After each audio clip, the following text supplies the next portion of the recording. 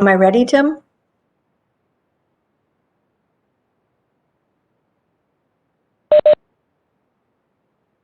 Okay. Welcome, everyone. I am Councilmember Stacy Goodman, and I call the October 27 Council Study Session to order. Before we move on to tonight's agenda, I'd like to acknowledge our remote meeting format. On March 6th, the mayor issued an emergency proclamation declaring a civil emergency in the city due to the COVID-19 outbreak. On March 24th, the governor issued Proclamation 20-28, prohibiting meetings that fall under the Open Public Meetings Act. The proclamation has been extended through November 9th. Tonight's meeting will be held entirely remotely. The meeting will be recorded, streamed live, and available for later viewing on the city's YouTube channel. A call-in number was provided on the meeting agenda for members of the public who wish to call in by phone to listen live to the meeting or make comments. There are multiple public comment opportunities at tonight's meeting. First, there is a general public comment opportunity at the beginning of the meeting, or you can make comments after the staff presentation and council question and answer period on tonight's agenda items. If there was anyone on the call now who would like to make public comments but did not sign up, please press *3 on your phone now or under the later comment periods, and we will call on you using the last 2 digits of your phone number. Council President Hunt will also share a summary of any comments that have been emailed regarding tonight's agenda items. So for the attendees, I will now take roll call of the council members in attendance. Please say here when I call your name. Councilmember DeMichelle? Here. Councilmember Hall? Here. Councilmember Hunt? Here. Councilmember Martz? Here. Deputy Council President Ray? Here. And Councilmember Walsh? Here. In addition, the following city staff are participating in tonight's meeting. City Administrator Wally Bobkowitz, Deputy City Administrator Andrea Snyder, Finance Director Beth Goldberg, Police Chief Scott Bierbaum, Parks and Community Services Director Jeff Watling, and City Clerk Tina Eggers. Other staff, city staff may also be in attendance and on hand for questions. For those members of the public on the call, welcome to our meeting. And lastly, before we begin, I'd like to reiterate some meeting guidelines. For all of the meeting attendees, please speak clearly and pause frequently. State your name each time before speaking. Mute your microphone when not speaking. And if you are also streaming the live video feed, please turn the sound off as there is a delay. The first item agenda is public comment.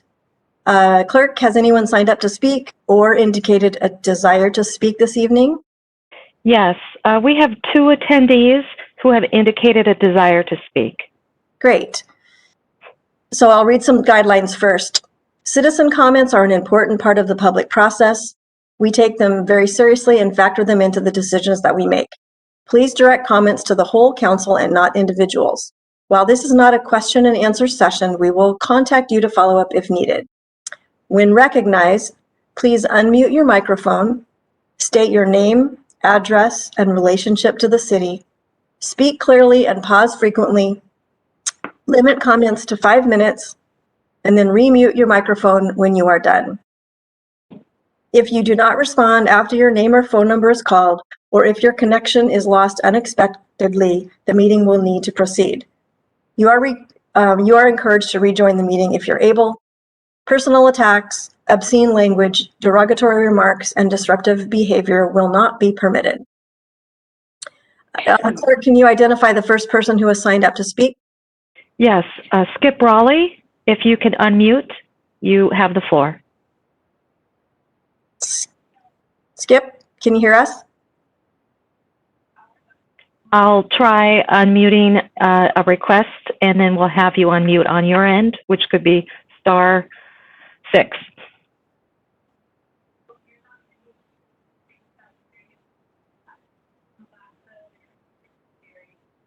Mr. Raleigh, I see you've unmuted. You do have the floor if you'd like it.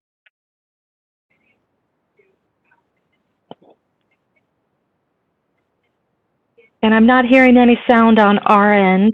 Let's see if Mr. Raleigh can reconnect and we can check back with him. We can move on to our second caller. Okay. Thank you. Callers whose number starts with 559 and ends with 29. If you wish to speak, you have the floor. Thank you. This is Kathy McCory. Can you hear me? Yes. Thank you. Yes, my name is Kathy McCory. I'm the CEO at the Greater Issaquah Chamber of Commerce. And I sent an email earlier today titled Healthy Economy Equals Healthy Community. I know it's long. I do hope that you have an opportunity to review it, though. I think it is very timely in its details and how we might address the challenges our community has in our post-COVID recovery. I want to first thank the Council for all you have done for the business community. The grants that you've awarded over the last several months really are making a difference. And we hear it daily from our chamber members, from businesses throughout Issaquah, how important it was. And even those that didn't receive the grants, they're hopeful that there might be more opportunities down the line, but they're still thankful that their voices are being heard and that they have an opportunity. I worry about the future, and I know you do as well. And as every economist tells us, recovery lies with the business community. We need to do everything we can during the next year or two to support our local businesses to ensure that they do not fail. We need to invest every dollar we can find into our economy, and we need to recruit more jobs to Issaquah. When we accomplish these things, and only then, will we support our most vulnerable population by lessening the needs for rental, utility, food, and clothing assistance. We will be able to provide them with jobs instead. Jobs are going to be one of the most important things that we can look at and serve and plan for in the next several months and maybe even longer.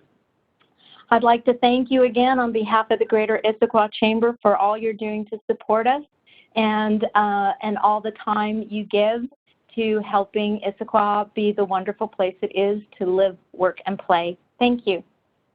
Thank you. Thanks. And if we can turn our attention, Mr. Raleigh, if you have sound on your end, you do have the floor. Can you hear me okay? Sure can. Thank you. Thank you. Ladies and gentlemen of the council, it's been a while since I've had this opportunity to meet you, and I wish that I was looking at you on the dais, but maybe one of these days we'll get there. Tonight, I'm asking that you, in your financial considerations, do not draw down your ending fund balance to try to meet these social needs, primarily in housing. That I think there are other ways to do this, and that ending fund balance is the financial spine that protects all of the citizens from emergencies that could affect the very core of our community. It's difficult for me to be privy to all of the efforts of our staff to fix a problem when I haven't been part of the discussion.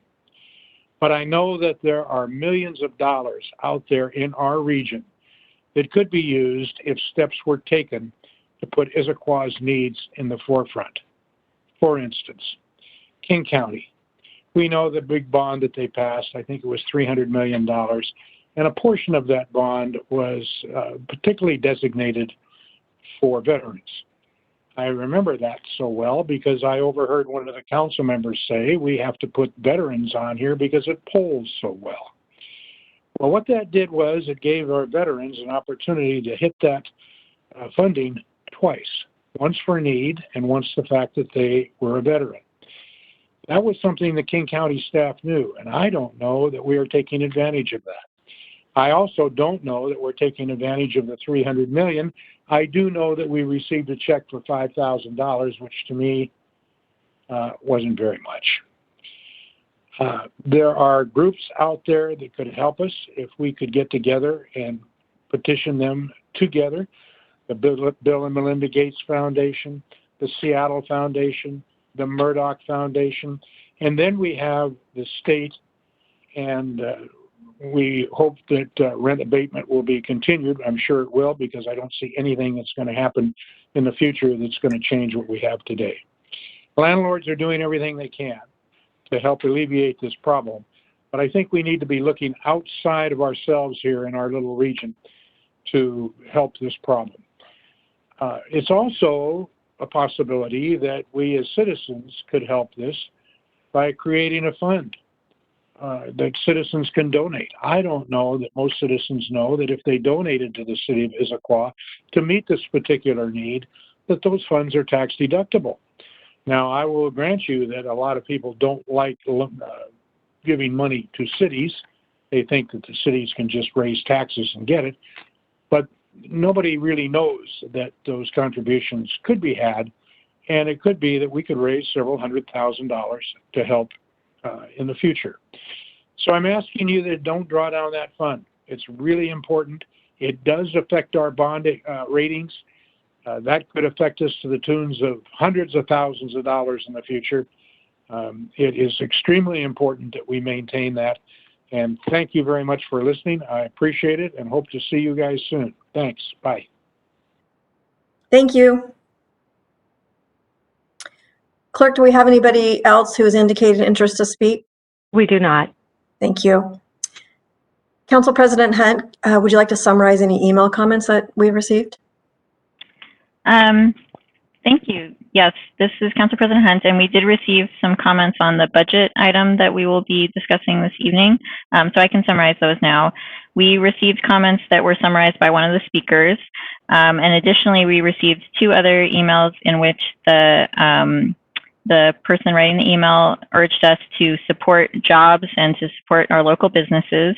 And one person that wrote to us also recommended using city funds to support core functions in a sustainable long-term manner, and wanted to stress that the business and that addressing the needs of the business community and social needs are not at odds. And when businesses are functioning well, one of the natural results would be that social needs are addressed. And that concludes the summary of budget-related emails that we received between now and the last time we discussed the budget. Great, thank you. So now we come to the first item and only item on our agenda, which is ID 0715 2021 budget deliberations. And who's going to start us off? Director Goldberg? Yes, Yeah, Dr. Goldberg. Okay, thank you. Yes, I'm going to start us off, and I'm joined this evening by Chief Beerbaum and Director Watling, who will be making a portion of the presentation.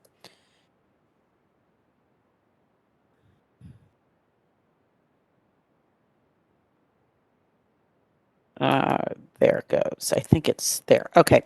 So good evening, everyone. I'm Beth Goldberg, the Finance Director, and I'm going to start us off tonight. So the purpose of tonight's meeting is to continue deliberations on the 2021 budget. We are providing tonight, Chief Beerbaum will go through a public safety overview in response to requests from council members for more information and a discussion about those plans. Similarly, Director Watling will provide an overview of the human services components of the 2021 proposed budget. I will then pick back up and provide you with a reminder of the major policy themes and initiatives in this year's budget, and encourage a discussion and feedback from all of you about your reactions to these various plans. And then there will be an opportunity, if there's other feedback that council would like to provide on the budget, there will be an opportunity for that. And the outcome that we're seeking from tonight's meeting is direction from the City Council on any potential changes to the budget in preparation for our final budget deliberations session, which is scheduled for November 5th. So as a reminder, the schedule for our work here, we've gotten halfway through the boxes. We're on the budget deliberations on October 27th. Next week, the property tax levy ordinance will be coming before the council. And then I mentioned we've got a final budget deliberation session scheduled for November 5th. We do have some extra time if more time is needed, November 10th if there's a need to reconvene, and then marching towards adoption of the budget on November 16th. And now I'm going to turn the presentation over to Chief Beerbaum to go through the next set of slides. Thank you, Director Goldberg. Members of the council, tonight we're going to give a initial overview of the public safety budget and allow, of course, plenty of time for questions. Next slide, please. The themes of the 2021 budget is really building our capacity for community response. We are focusing on a redistribution of our workload from our sworn staff to our non-sworn staff, such as utilizing our online reporting and having our records division manage the workload. And then again, as part of a grander plan, we want to coordinate with our human services and nonprofit service providers to address our response to kind of our community human services issues. Tonight's presentation by the Parks Department Director Watling, of course, will dovetail with some of our police department staffing plan. But overall, our intent is to move the workload within the organization to better address the community needs. Next slide, please. One of the questions in the last budget process or last budget discussion was an interest in looking at department staffing levels. The graph on the left was provided in a previous budget document showing that the police department staffing levels for the last 10 years. Really, I want to focus on is on the sworn staffing levels. That is all of the uniformed public-facing staff that most of our public is most familiar with. The 36 sworn for 2021 includes myself and our command staff, our detective division, our traffic, and of course our police officers who respond to calls for service 24 hours a day. I'll go a little bit deeper into details on the changes from 2020 to 2021 staffing levels, and I can really kind of break down all of the personnel changes that have occurred or are scheduled to occur from 2020 to 2021. Next slide, please. In addition of some of the new changes to the police department budget is the realignment of workload. We are reducing our command staff structure from 3 commanders down to 2 commanders in 2021. As a result, we are going to be realigning some of the responsibility of more of the office operations. We are going to be repurposing one of our current positions into more of a manager position who will oversee our records division, which includes our public records, our concealed pistol license or weapons transfers, our evidence management, and a lot of our internal human resources components and financial management. We are, of course, we're requesting to increase one of our administrative assistants from 0.75 FTE, which is the current allotment for 2020, to full-time FTE. Really, this is to allow us to shift some of our billing and invoicing that we have from our various divisions. For example, our jail, of course, has monthly billing to the contract agencies, and our jail manager currently handles that aspect for our organization. So we'd like to move that more to an administrative assistant so our jail manager can focus more on the jail operations. And then another shifting of workload is the creation of a part-time non-regular evidence technician. Currently, those responsibilities lie within our jail transport officer, and our jail transport officer is responsible for managing inmates, moving them from jails to our jail or transporting them to our court. We really found the need to be able to have that individual focus on those duties so we can really make sure that our evidence is available. We can return it to owners. We can focus on the proper upkeep of our evidence room, processing or releasing it to court as well. Next slide, please. This is the table that I was referring to earlier to really kind of talk about the changes. First off, the police commander is changing from 3 to 2 in 2021. Again, reassigning some of the workload from that additional police commander. In past years, we had a police commander in charge of our jail. We had a police commander in charge of patrol operations and a police commander in charge of our dispatch services. Our intent for 2021 is to move the workload where one commander will be in charge of all of our sworn staff and one commander will be in charge of the non-sworn staff. If you go look at further down on the table, the police officers, there's going to be a big change from the 2020 adopted FTE from 28 to 23. If you recall, in 2020, we were authorized 42 sworn positions, but they were not all funded. Only 40 were funded. So there is a little bit of, we had 40 funded for FTEs for 2020, but we had authorization for 42 FTEs. So 2 of those positions, the change from 2020 to 21, were unfunded to begin with. As in 2021, we are then asking for really a change of a total of 4 positions that will be changed. The Human Services Coordinator, Parks Department Director Watling, of course, will talk a little bit further about that. But really, the intent of that position, and it's identified in the police, is because it's really going to be working in lockstep with our officers and helping respond to crisis in the community, responding alongside or as similar models in other jurisdictions of embedded within the police department to really work to address the needs of those that are in crisis, to also provide and connect those with follow-up services as well. The position that is going to be changed from 20 to 21 is the Department Operations Specialist. That's the one that is going to become the Police Support Services Manager. That's the civilian position that, of course, will be in charge of our records division. Further on down in the police records position, we're also bringing back 0.5 of an FTE that was frozen during our COVID reductions from earlier this year as well. And we also, with the increase of inmates within our jail, we'll be bringing back our corrections transportation officer as well for the 2021 year. It is that position not only will be transporting inmates to other jails and bringing them back, but also helps manage a lot of our video court process that we have. We have set that up with our court, and we're able to manage a lot of our court within our jail facility, and that individual helps manage that inmate movement and manages them within our designated courtroom within our jail.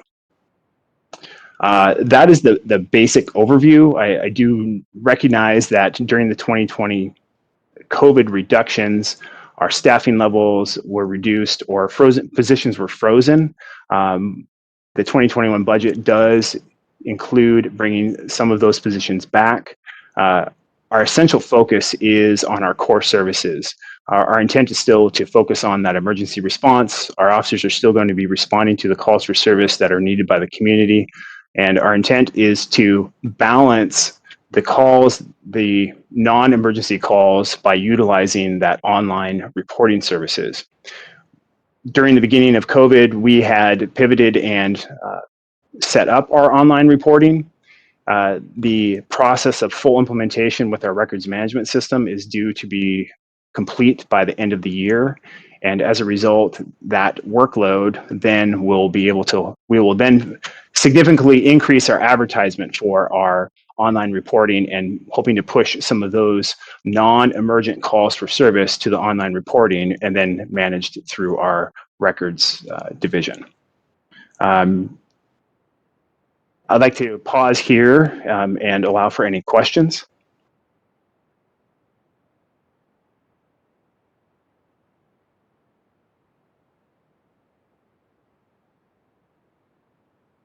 Oops. I don't see any questions in the chat box. All right. I believe there are some questions now. Oh, sorry. Now I see them. Councilmember Martz. Thank you, Councilmember Goodman. This is Councilmember Marks. I have, I guess, 6 questions.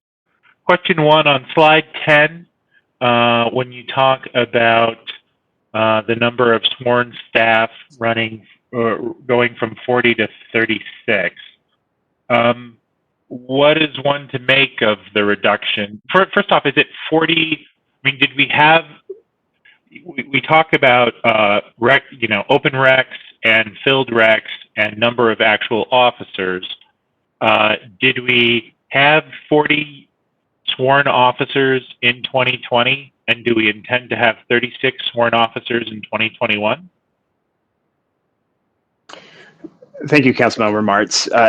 COVID reductions brought us down to 36 sworn positions. We currently have 36 sworn positions within the police department, and that would maintain through 2021. That would be the intent, to maintain that through 2021. You say COVID reductions. Did we have more than 36 uniformed officers or sworn officers? No, during the budget conversation this spring, we had vacant positions due to some retirements and some individuals who had left the organization. So we have actually maintained the 36 since the spring. Okay, so 36, we've had 36 sworn officers. We intend to have 36 sworn officers going forward. Okay, second question. But you've got 5 less officers on slide 12. I guess that's this slide. You talk about you have a reduction in 5 in the number of police, which is the line for police officers, not a reduction in 4. So how does that work? Yeah, the point thank you for that question. The point regarding the difference between 28 in 2020 to 23 in 21, that also includes the authorized FTEs. We were authorized 42 FTEs, although we were only budgeting for 40. So we're playing catch up on the numbers there. So with 1 less commander and the 5 less police officers, it's a total of 6 of FTEs. We were only budgeted the four of those FTEs, so 36 moving forward. Okay. Question 4 of 6. I see that you're going to wind up having 33 sworn officers reporting to 1 commander. I manage people for a living. 33 seems like a lot of direct reports.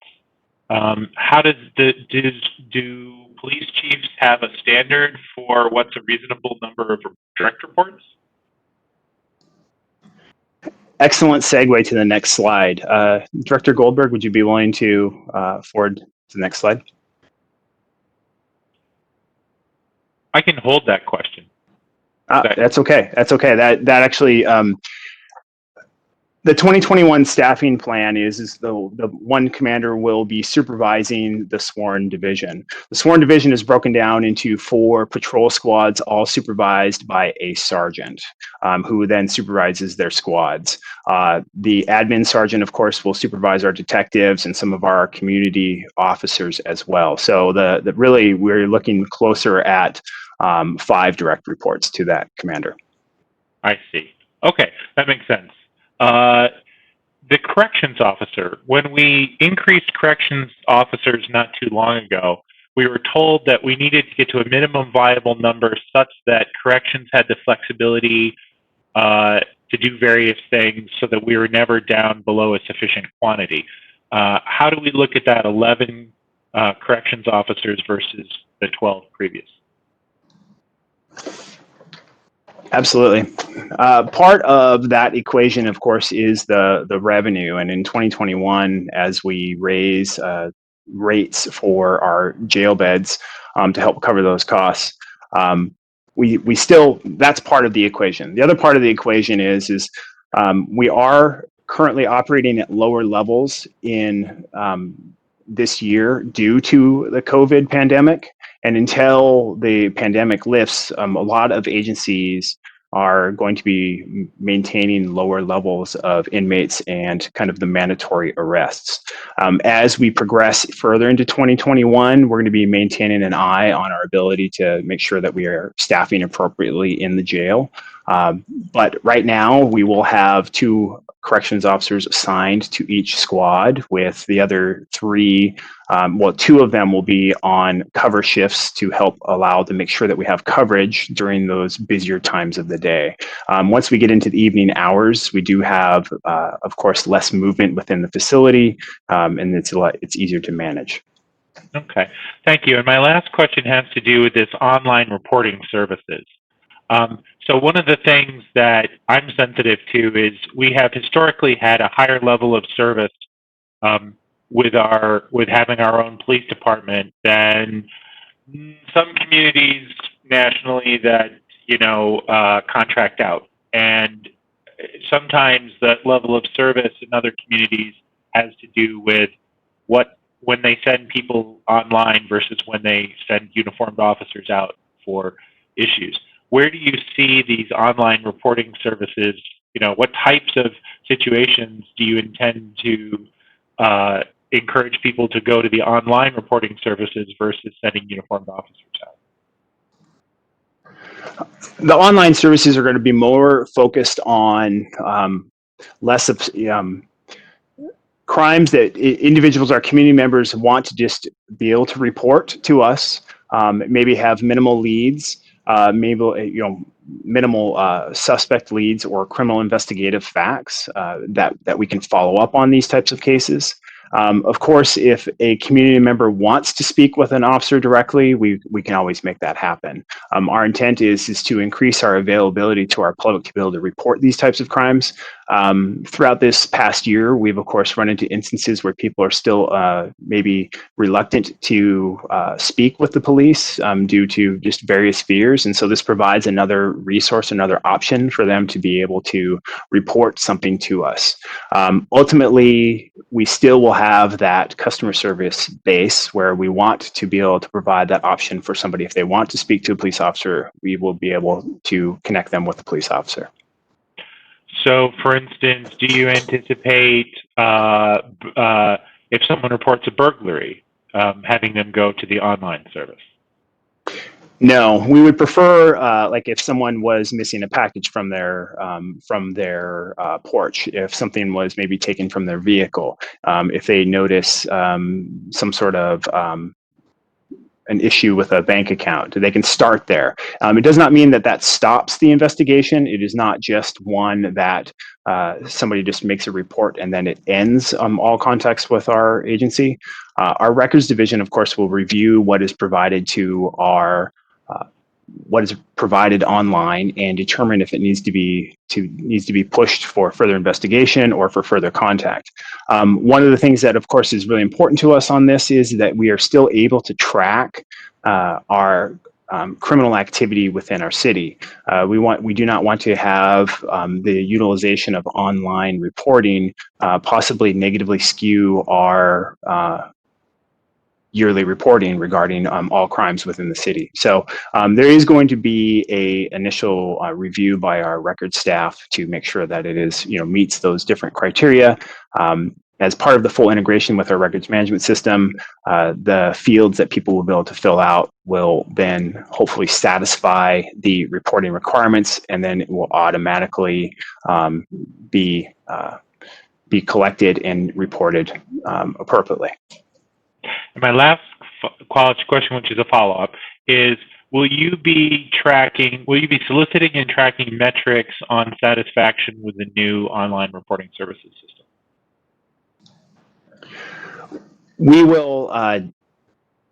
We'll look into that. I don't have a great answer with you yet because we do not have the full integration up and running. But as we do and we start really advertising the online reporting, then we will want to follow up on that. So that's a very good question. I'll have to circle back with you on that one. All right. Thanks, Chief. Thanks for answering all my questions. Councilmember Walsh. Thank you. This is Councilmember Walsh. I also have some questions on the online reporting tool. I think this could be great, but let's see if we can dig into some of these things. You mentioned that it would integrate in with your internal system. So does that mean it would be a new online reporting system, not the current website's report a concern style?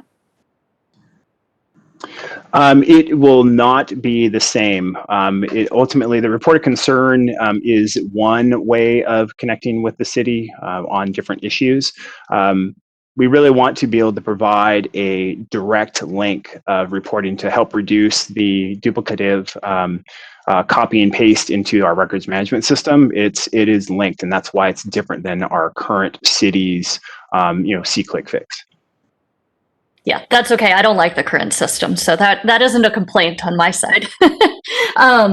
Do we have other examples of other cities that have used a system like this successfully? And due to that, do we have a sense of the percentage of call volume that this might decrease, so that we can get a sense of what we would expect and see whether or not we're seeing that data correctly when it comes through? Yeah, thank you for that question. Some of our surrounding cities, like Renton, has had success with transferring a significant, 10 to 15% of calls for service, to online reporting. We are going to, of course, track that. We've had it up and running since about April. But we have not actively advertised it because, again, it doesn't have the full integration right now. It creates like a PDF report, and we have to transfer it by hand to our records management system. So we're trying not to really push that. But even with that being said, when we were seen a significant amount of unemployment fraud reports, a lot of our public actually had found that and was reporting it through that access. So we received a few hundred reports regarding that kind of unemployment fraud through the online reporting. Additional to the online reporting fraud, to find out more about our online reporting, it is currently actually on our website, on our police department website, and it does talk about identity theft, lost property, non-injury, hit and run collisions, harassment, theft. Those are the type of items that they will be utilizing it for.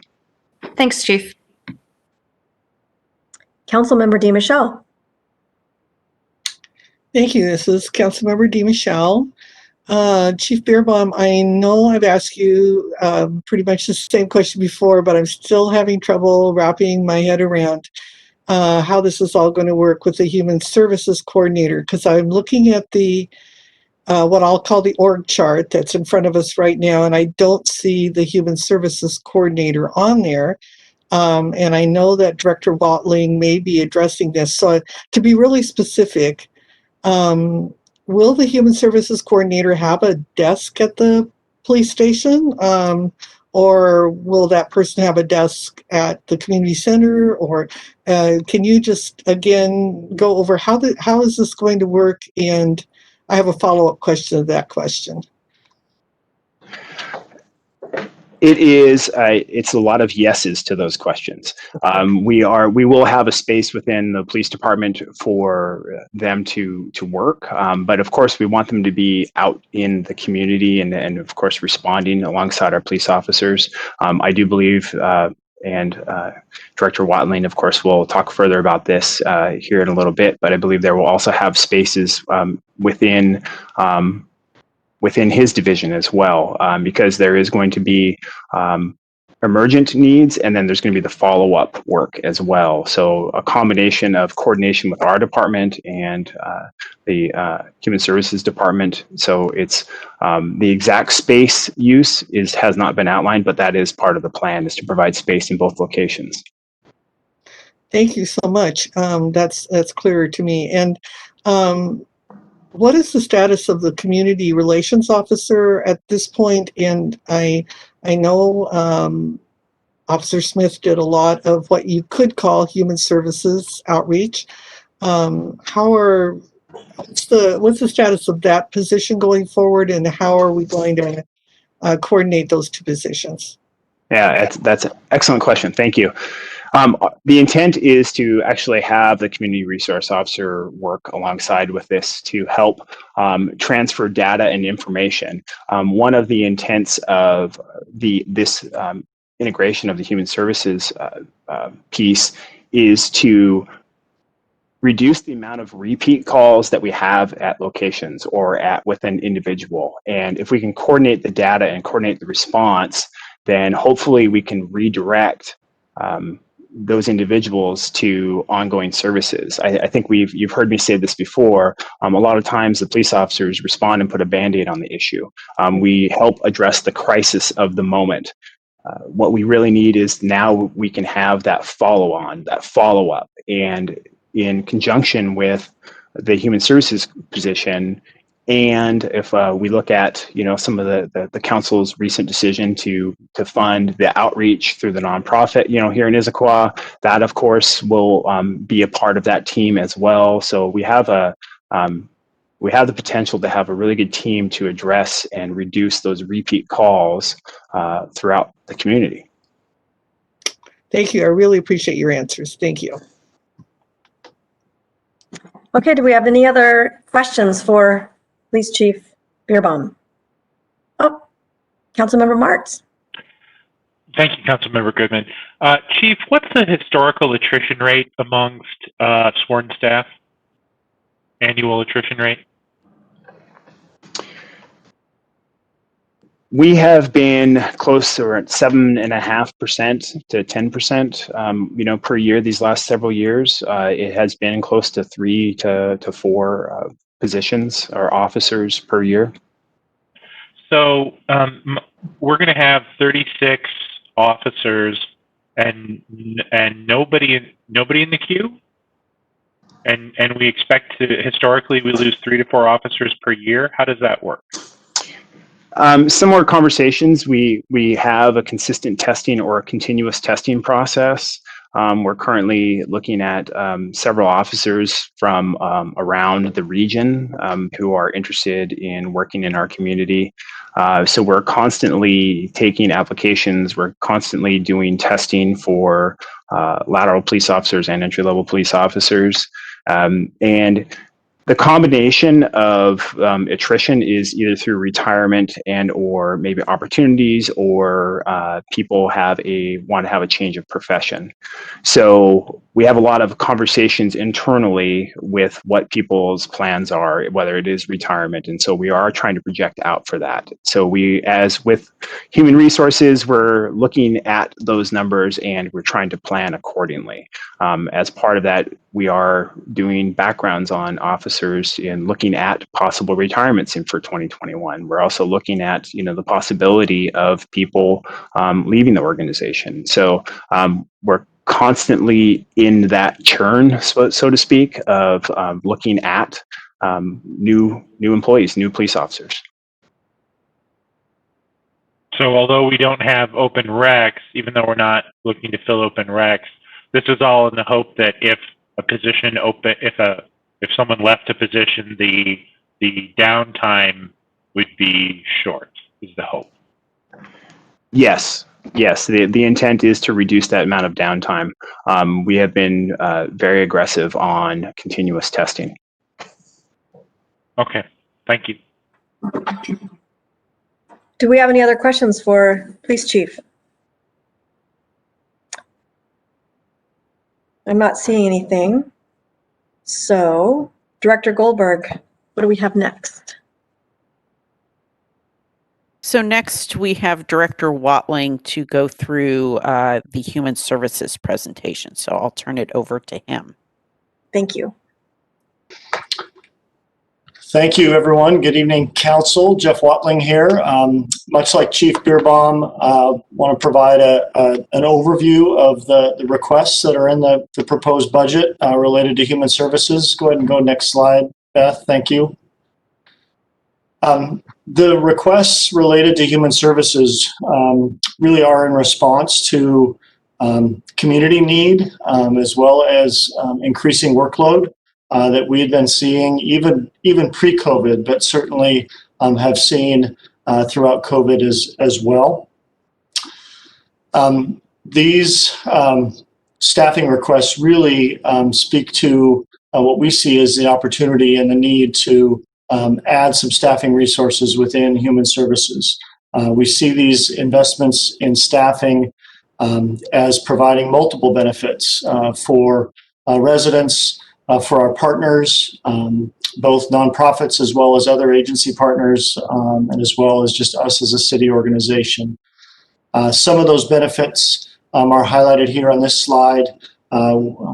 This staffing request will allow us to really even do better coordination with our nonprofit partners and best link residents and their needs with the services of our partners. It's also going to give us some bandwidth to allow for increased regional coordination and collaboration on very complex human services issues that I know you're all aware. These issues do not reside solely in cities or in city borders. That need for collaboration with other county agencies as well as city agencies is so important in our work. That work then allows us to really establish our own city strategy for these complex human services issues and approaches. An example to that would be homelessness. As Chief Beerbaum was speaking to, this request also allows us to respond to 911 calls differently with an appropriately equipped mental health professional in cases where that is needed with the 911 call. These staffing requests will also, really allow us to best align our human services efforts and align with the human services efforts that are taking place throughout our city services. You've heard from municipal court staff, some of their focus on creating a community court, some of the work that Eastside Fire is doing in their interactions with those in need for human services, what you just heard from the chief with the police department, and then our own nonprofit partners. This is a strategy that really allows us to best meet our residents, meet people in need where they are. And they come in contact with us and our services in many different ways. And so this just allows us positions us to be ready to respond to that and provide that follow-up, as Chief Beerbaum pointed out. Next slide, Beth. I think in a nutshell, this request really represents a transition and a transition for the city to go from what has historically been one coordinator who really serves as a contract administrator to transition to a team of 3 human services professionals. This is certainly not meant to be an all-inclusive list of job responsibilities, but I just wanted to highlight some of the core functions of these positions and how work and workload could be best distributed amongst these 3 professionals. We're requesting a new position, a human services supervisor.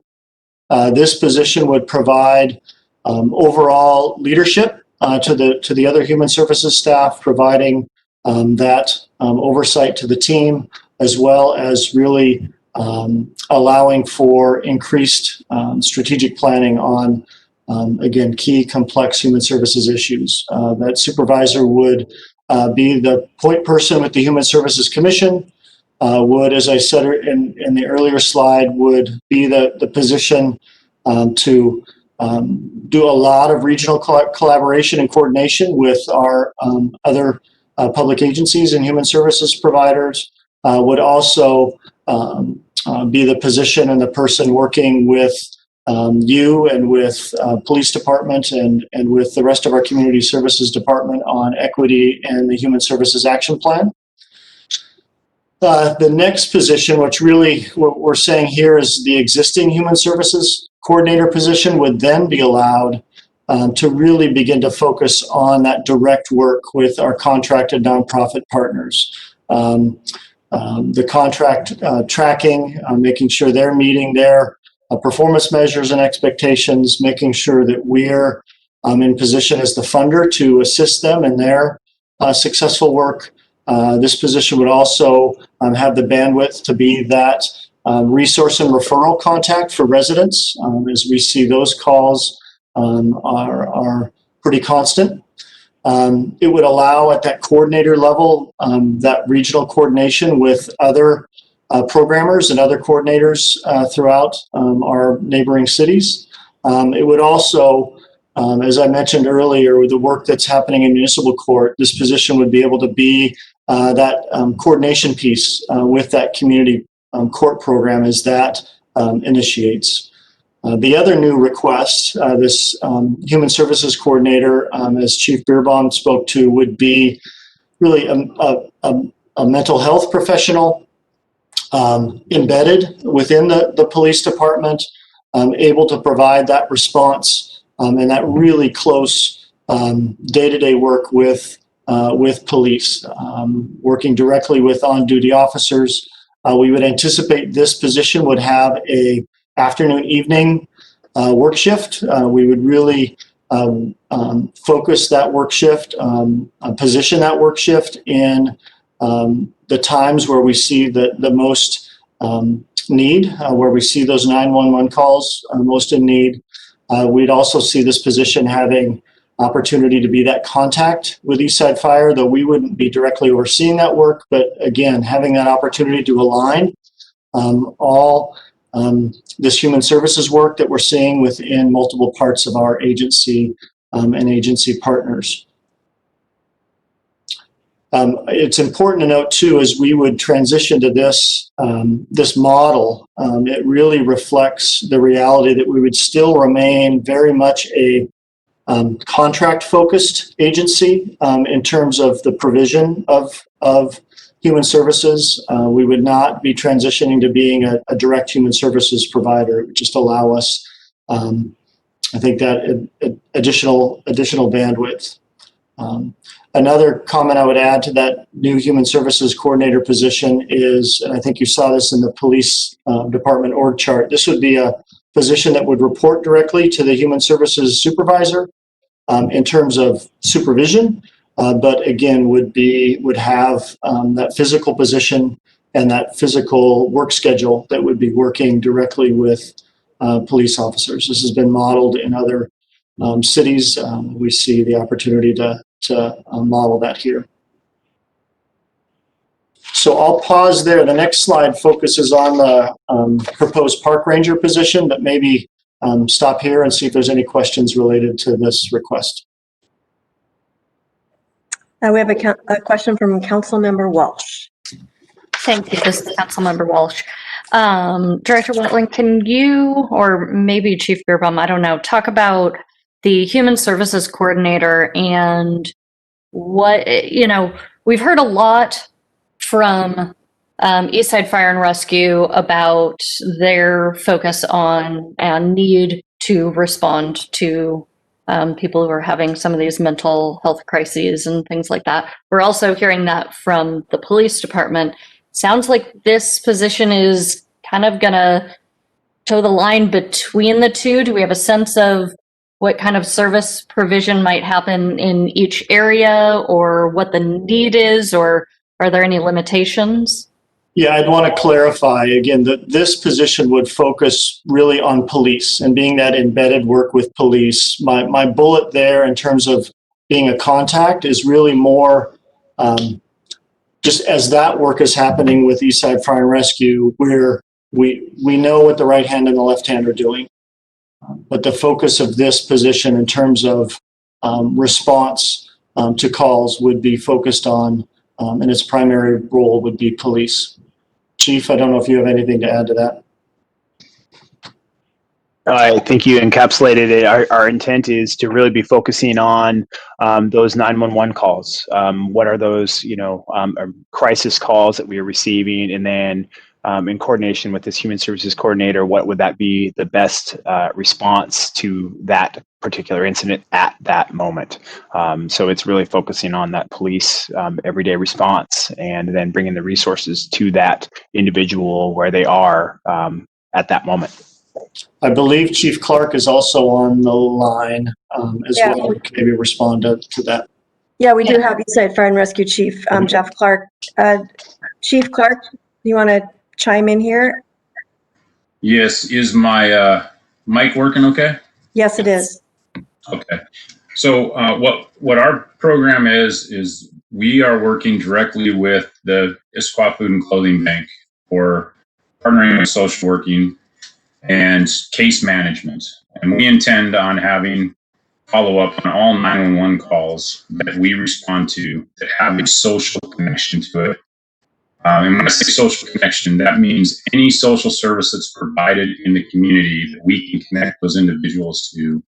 That's the core focus of what we're calling our core program. And we have some funding that is going to continue to contribute in partnership with not only the Issaquah Food and Clothing Bank, but all nonprofits as we get to this thing. We actually kicked this off, we'll be kicking it off November 1st. We've got all the groundwork done, so we just see rapid expansion with other nonprofits as we move forward. I would envision that this position that's being described to you tonight, that everyone would be on a first name basis, and those citizens who are both on police calls and fire calls, having these coordinators in place will allow us to coordinate our efforts and not duplicate efforts. Thank you. Thank you. Can I ask a follow-up on that? And I don't know who it'll go to, but kind of obviously anybody who's calling in 911, it could be routed toward fire, could be routed toward police. If we find that there's a mental health component to it in that 911 call, and it's in a time when the human services coordinator is on staff, would that indicate that that call might go toward that person rather than any of the, rather than going to fire? I guess it would go to fire if there was a medical portion to it. I'll answer from the fire perspective, council member. First of all, currently we're not going to have the capability to where the responder will solely be, say, a social worker. But right now we have mapped within EFR that in 2022, the possibility of having a joint response vehicle 24 hours a day that would have a firefighter and a social worker on there. So to the extent that the social worker can connect the mental health patient with the proper resources that already exist in the community, not trying to duplicate it, and yes, the 911 call could be routed to that unit in the future when we are stood up completely on what our vision for this program is. In the meantime, it would still require a fire response as it does today. Connecting, the fire responders will then be trained to connect to the case manager and the social worker that exists jointly between Issaquah Food and Clothing Bank and Eastside Fire and Rescue, as well as if you stand up this resource in Issaquah and this is an Issaquah patient, then of course they would be working to connect to whatever resources are out there. Okay, thank you. And this is Chief Beerbaum. I can answer for the police response on that. A lot of 911 calls do not come in as an individual in crisis. They come in as a noise complaint, a disturbance, an individual who's down on the ground. So how we would respond, that's why the dual response is important, or we're going to have the initial response evaluate what we are looking at, evaluate what needs to happen next. And then we would have, if the human services coordinator was on, of course, we would have them respond as well to help address, any crisis that was, in process.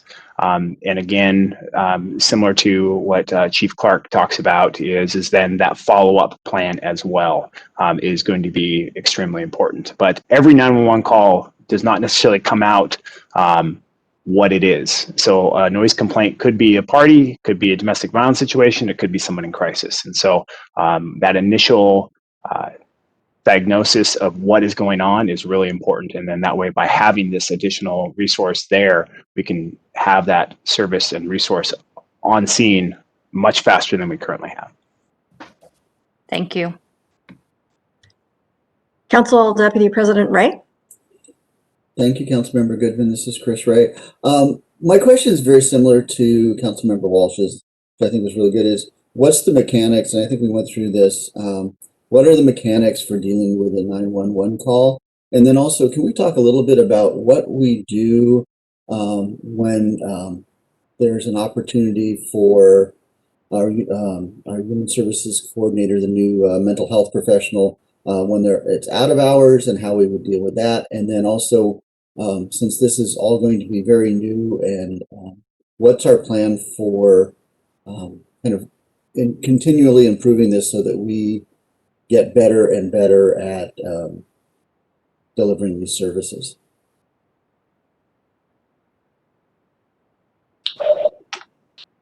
Director Watling, I can talk about the police side of that. Okay. Sounds good. All right. Thank you. Obviously, the staffing will not be available for 24/7. Currently, what happens if we have somebody in crisis? Our officers will still be trained in crisis intervention.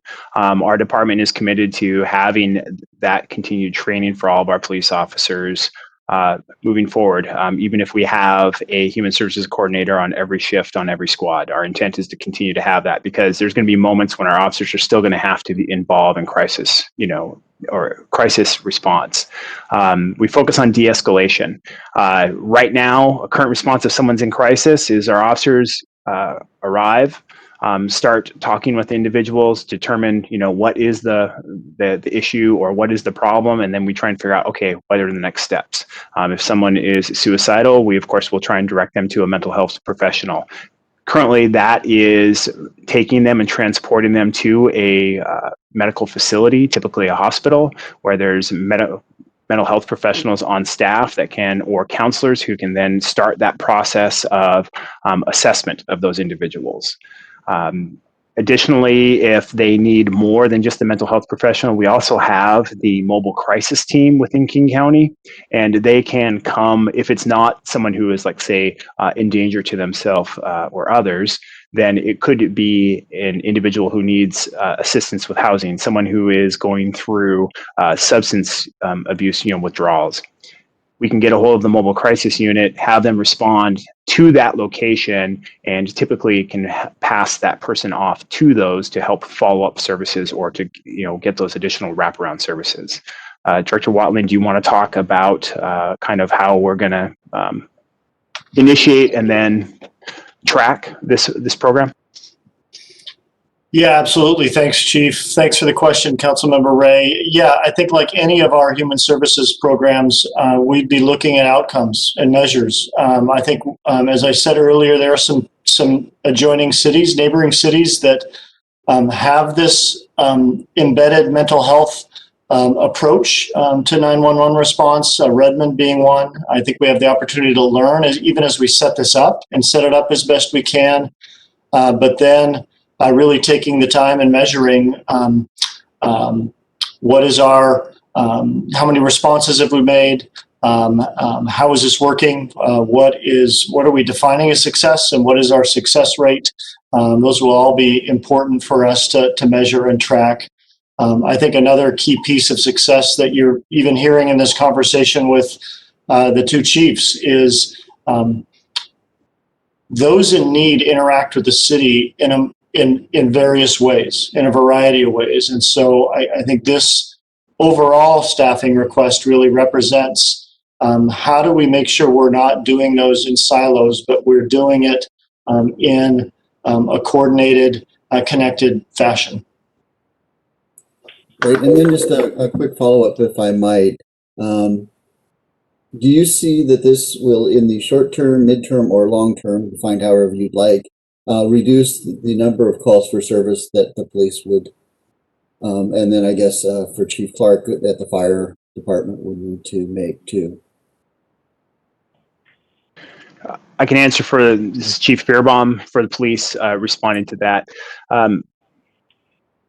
Ultimately, long term, we would love to be able to shift our resources or shift our workload, to other ways of serving our community. Ultimately, we'd like to be able to reduce the amount of repeat responses to the same individual or to the same location. I think that would be one indicator of success. Ultimately, we would like to be able to I think the one problem we're going to have, and we're going to continue to have to review and analyze is, just like I said earlier, about a 911 call comes in and it reports a noise complaint. And so it's going to be the police response for that. If we can get additional information that can indicate that it is truly somebody that's in crisis, then we can modify those responses. But as we enter into this program, I believe that at first we're still going to have that continued police response to all of those calls. And long term, there will be additional, there may be some opportunities to reduce some of the calls, but hopefully that is through more of that follow-on services and wraparound services. I think in the fire department, they see the same thing. If they can address maybe the underlying issue instead of just the symptoms, then you can hopefully reduce those calls, those responses. And Councilmember Day, this is Chief Clark. My experience working with this in another community is that what you will see long-term is a reduction in the rate of growth of your call volume.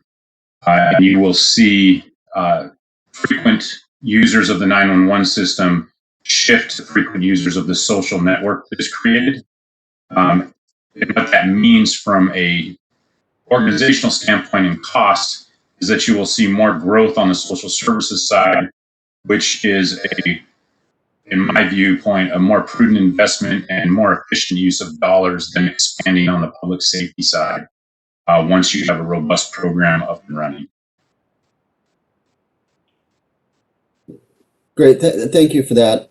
Just to kind of put a point on it, what I was trying to get my head wrapped around is last summer when we had a lot of discussions around funding for the police and the Black Lives Matter discussions. There was this desire in the community to say, can we switch some of the resources that we're spending today on police resources and put them into other resources? And what I see is what we're doing is we're taking an initial step into that and saying, let's see how this works. And then if Chief Clark is correct, we would see some return on investment there. But this is a small step into augmenting our police with human services capabilities, mental health capabilities specifically.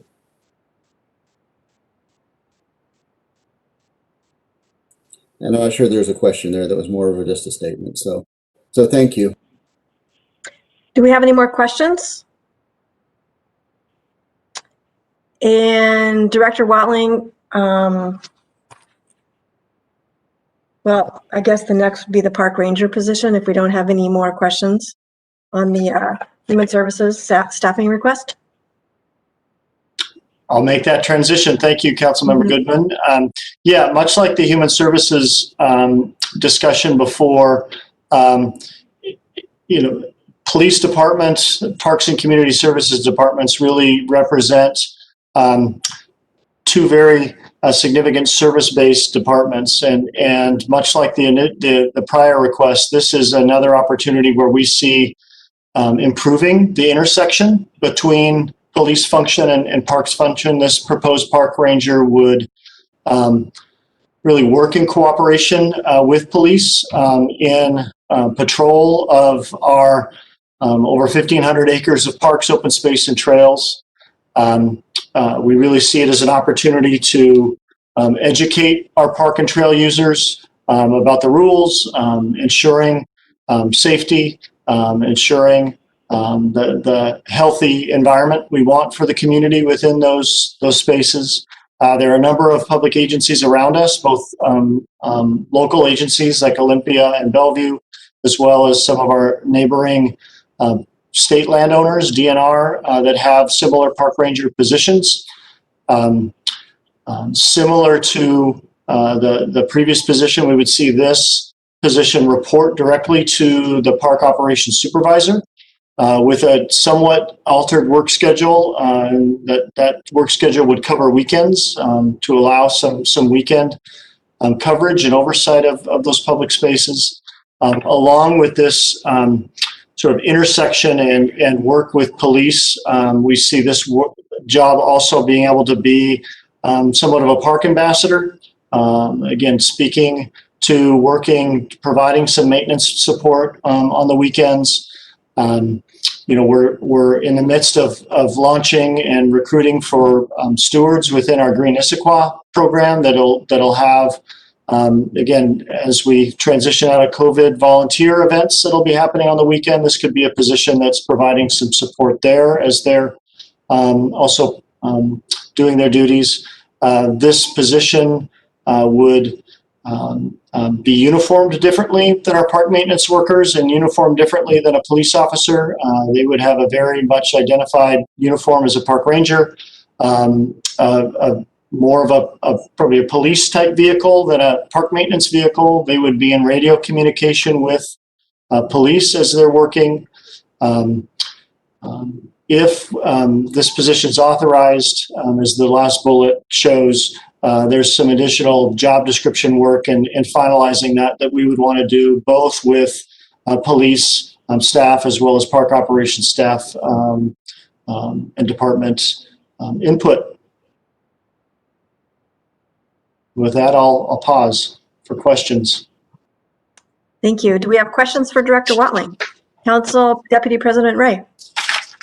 Thank you, Councilmember Goodman. This is Chris Ray. I think this is exciting. I love the idea of a park ranger. Just a couple of clarifications. Will the park ranger be armed? No, this would not be an armed position. Okay, and so not a sworn officer like the state park rangers. Correct. Okay, and then are there any implications of being on the radio network with the police? Boy, I'd probably lean on Chief to answer that in terms of, I'd lean on Chief for that. I'm not familiar with radio communications all that much in PD. Chief Beerbaum? Thank you for that. I guess the only implication that we would have for being on the radio is just one additional radio on our network. We currently have radios in the police department, public works, and parks as well. So as far as cost of just having an additional user, that is not really going to be an issue. There, of course, will be a training component to make sure that communication of how to communicate, how to listen, and how to communicate what's going on. But other than that, we don't see that being necessarily a problem. Okay, great. Thank you.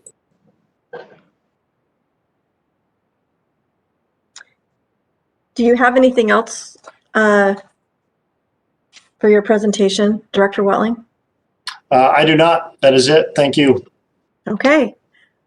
Do we have any other follow-up questions regarding the presentations? Because the next item on the agenda will be a discussion, feedback on the policy, themes and initiatives, and any other feedback.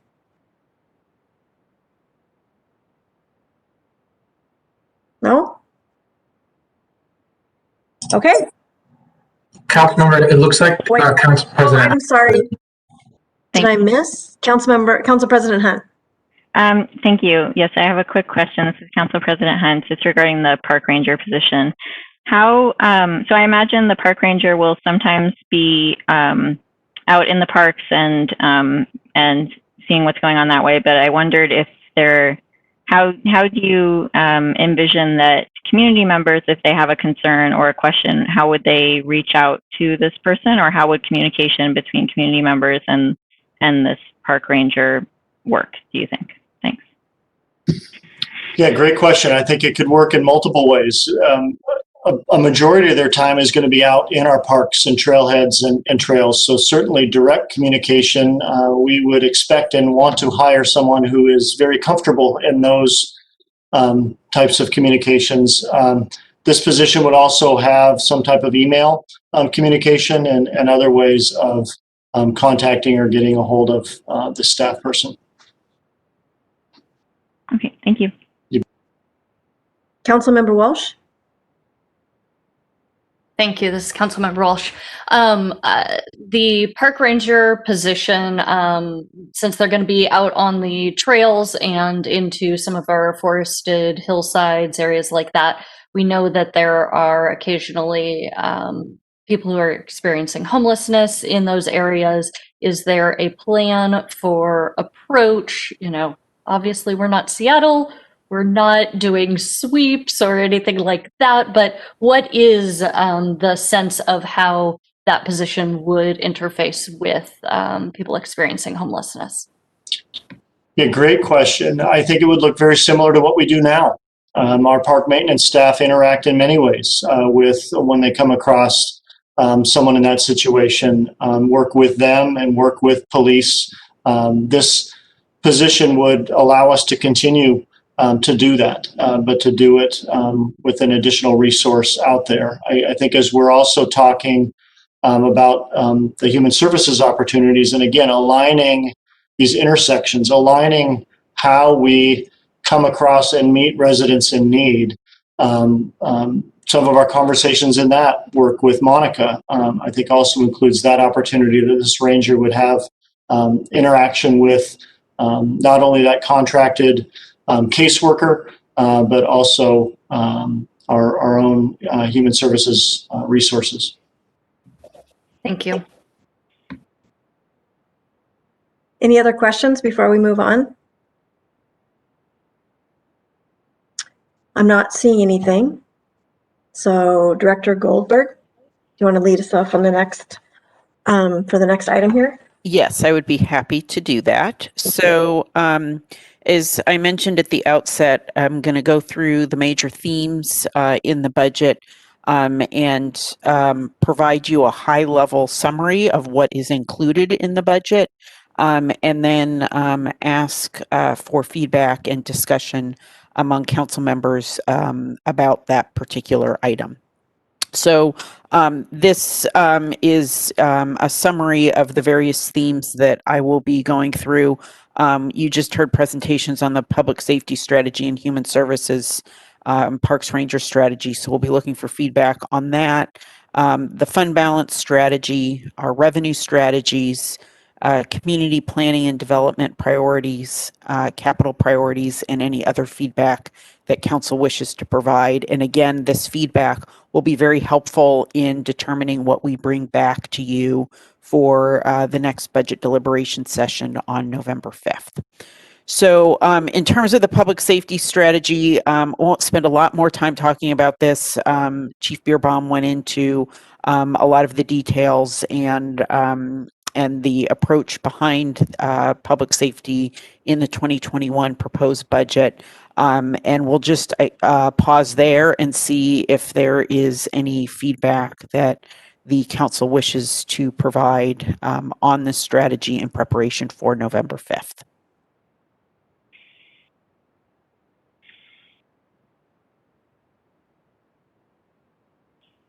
Feedback? Councilmember Martz? Thank you, Councilmember Goodman. I think the crux of our public safety strategy is going to revolve around this issue of going from holding open recs and continuing to try to hire towards open recs and instead looking to respond to attrition in the IPD. I feel like it's kind of an experiment to see. This is kind of a different model. I have concerns, not enough to suggest we adopt a different policy, but you know, if there's, we're gonna find out perhaps 3 or 4 times in this upcoming year how this new methodology works, and I'll be very interested to see. And if it doesn't work, then we'll need to think about making an adjustment, because I think we need to maintain 36 sworn staff. So that's kind of my thoughts on it. I think the administration has, I mean, the IPD is per person the most expensive department that we have, but it's also an incredibly critical one. So I just think this is a bit of an experiment, and I wish we didn't have to do it, but we're doing it, and we'll see how it works. Thank you. Councilmember DiMichele? Thank you. This is Councilmember DiMichele. I'll be very brief. I support the strategy as it's been proposed. I agree with Councilmember Martz. We are in a position where we are doing some experimental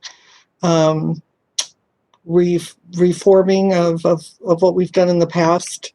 But I think it's a very thoughtful response to what we were hearing last summer. I think it is a very thoughtful response to our economic situation vis-a-vis COVID-19. I think a lot of thought went into this proposal, and I think it's an experiment that's going in the right direction. But I agree it is an experiment, and we will see how it works. And so I will be supporting it. Thank you. Councilmember Walsh, before we go to you, City Administrator Bob Kowitz has a comment. Is that all right with you? First? Yes. Thank you. Thank you, Councilmember Walsh. I'd like to ask the chief to talk about a process that we currently use when hiring police officers, and that's this concept of an overhire, where, as we know, people are about to retire or leave from the organization. If there is an opportunity for an overlap of a few weeks, a month or so, that is something that we currently have. So, Chief, could you talk a little bit about how that's been used in the past and kind of our strategies going forward with the concept of overhires? Absolutely. Thank you, City Administrator Bob Kowitz. We have utilized overhires in the past. Typically, we operate within the authorized FTEs within the city to be able to accomplish that, or within an individual department. We have tried to anticipate, as I mentioned earlier to Councilmember Martz, about retirements, or if we know somebody is looking at leaving, we can request to be able to overhire within our budget if we have the funding to utilize a vacant FTE position elsewhere within the department or within the city, to have a conversation about hiring a police officer to reduce that gap in service or number of officers. We've had a conversation with the city administrator, and we have historically done that within the city, and that is an opportunity to stay on top and maintain that continuous level of service. Thank you. Councilmember Walsh? Thank you. This is Councilmember Walsh. Chief, I know that you had a slide that talked about our 2020 adopted FTEs versus the 2021 projected. Can you add a column in there for me, just showing what we were after the COVID reductions and any retirements and things that you had? I know you talked it through, but I need to see those columns and those numbers. So if you could either update the presentation or just send it out separately, that would be really helpful. Thank you. Absolutely. Thank you. Do we have any other comments or feedback? Oh, Councilmember Martz. Thanks, Councilmember Goodman. I did one thing I forgot to mention. I have some concern about this online reporting. I think it's going to be important. It's a customer service. It's basically trying to use a customer service model around public safety. And so I think, like a customer service model, you have to get customer feedback on it. I think we're really going to need to see how the public feels about it. This is a somewhat emotional issue and concern that I have. I mean, I will say one of the 5 worst days of my life was the day that our house was burglarized. And the fact that, and I know you're saying that burglaries are not an area where you're going to be pushing for people to use online, but just when you have a public safety issue, when you experience a loss in safety, whatever it may be. I mean, my wife had her car broken into at one point, and her purse burglarized. You know, that having a human being, engaging with a human being is profoundly important. And I must say, in communities that don't always do that, it's one of the largest complaints I hear about in other communities. And it's one of the things that is most pride that I have in the IPD. So I really hope and I guess ask that we make sure that we get feedback from residents, customers, if you will, on how this online reporting services works as we go into 2021. Because we have to make sure that whatever we do, we don't diminish the public's the safety of our community, that we do this in a way that doesn't reduce the safety in our community. Thank you.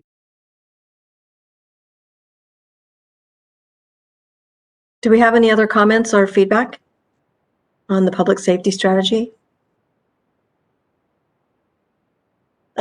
I don't have any large concerns. I see an opportunity here to, this is not the best word, but I will just say that for the online reporting, super interested and supportive to see how it goes. I think we have an opportunity to, like I said, not the greatest word, but maybe wean ourselves off of the tendency to call police for everything. Not everything needs to have a police officer responded to. If you just need to fill out a police report to send it to your insurance agency with a claim, for example, not everything needs a police officer, and police, aside from some of the points that have already been made about it, sometimes there are other reasons that we need a police officer. Sometimes that human interaction is great. But I'm glad that we are adding this to our to one of our tools for our community. And I also like the direction that we're headed, and I agree with Councilmember DiMichele, thoughtful and responsive, I think is what I think about the proposal here. Are there any other comments? Okay, next. Okay, so next is the Human Services and Parks Ranger strategy. Again, because there was a lengthy presentation about the approach, I'm not going to go into a lot of details, but excuse me, pause and see if there is any feedback on this strategy from the City Council. Any comments? Councilmember DiMichele. Thank you. This is Councilmember DiMichele. I strongly support this proposal, and I always feel a little duty-bound when we're talking about this subject to point out that we are in this situation of having to provide these services due to the failure of the state of Washington to fully fund a humane mental health system. And it is particularly pertinent to Washington State because until about 2 years ago, Washington State was 50th in the nation for the resources that it made available for treating mental illness. And so the failure to fully fund that system has meant that the burden has shifted to schools and to police departments and to first responders. And I agree with what Chief Beerbaum said. If we are going to address the underlying issues and actually see reduction in these kinds of calls, we're going to need, as a state, this is not something the city of Issaquah can do. We're going to need to provide early interventions for substance abuse and for mental illness. And this, I think our voices should be loud and clear to our state legislators. There was some progress made during the last legislative session, and now due to COVID-19, we may lose all of that progress. And I think that we need to be really clear about the impacts of the lack of funding at the state level, then devolve down to the local communities. So that's the bigger picture, but related to this particular proposal, I strongly support it. I think it's very, very needed. It will help the city provide targeted services that really meet people in need where they are. And I think that is going to help our entire community to have a much more nuanced approach to how we respond to crisis situations. So thank you very much. Councilmember Walsh. Thank you. This is Councilmember Walsh. 2 thumbs up. I think this is a great change. That being said, I don't want to oversell it. This is 3 positions, and I think the need is obviously much larger than that, but let's make some inroads, let's measure, see how effective it is, and continue moving the needle. Thank you. Any other comments, feedback? I will say that I would agree with both of the comments that were made, or agree with the comments that were made so far. But I would add that seems like there's a similar refrain here on a number of top topics in terms of leaving cities and smaller counties sort of floating out there and to handle all of these very large, expensive human services issues on their own. And so, although I agree, I'm not sure that I know it's an adding 2 human services positions and 1 park ranger, which I think are needed. But I'm not sure that am excited about just continuing to expand that and take on more financial responsibility when this really should be a larger regional, statewide, and statewide effort to help and not just push it all down to the local level. Do we have any other comments? I don't see any. You're up, Director Goldberg. Okay, so the next strategy is the fund balance strategy, and we talked about this in detail at the last budget deliberation session. As a reminder, the proposed budget is relying on some fund balance to support services given the contraction in revenues. It also draws down the contingency fund. And then the proposed budget recommends that we designate $3 million of the fund balance to cover financial obligations related to compensated absences. So are looking for feedback about whether council is in support of these strategies.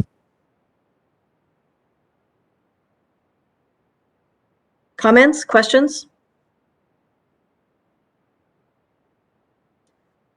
Councilmember Hall. Thank you, Councilmember Goodman. This is Councilmember Zach Hall.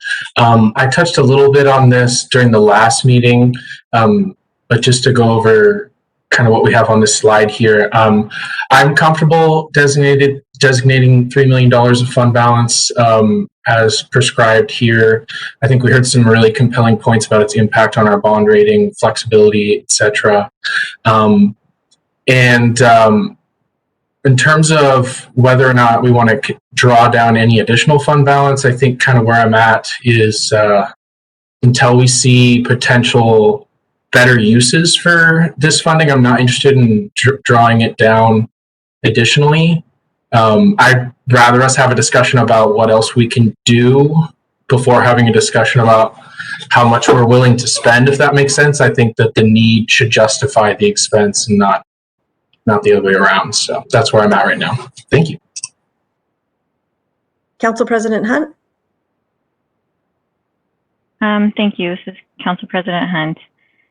I wondered if you could review the option that was raised at the last council meeting regarding the $3 million of fund balance for compensated absence liabilities. I think a few council members were discussing an option where we would pay out that funding over time, and I wondered if Director Goldberg, you could describe how that would work, or maybe City Administrator Bob Quitz.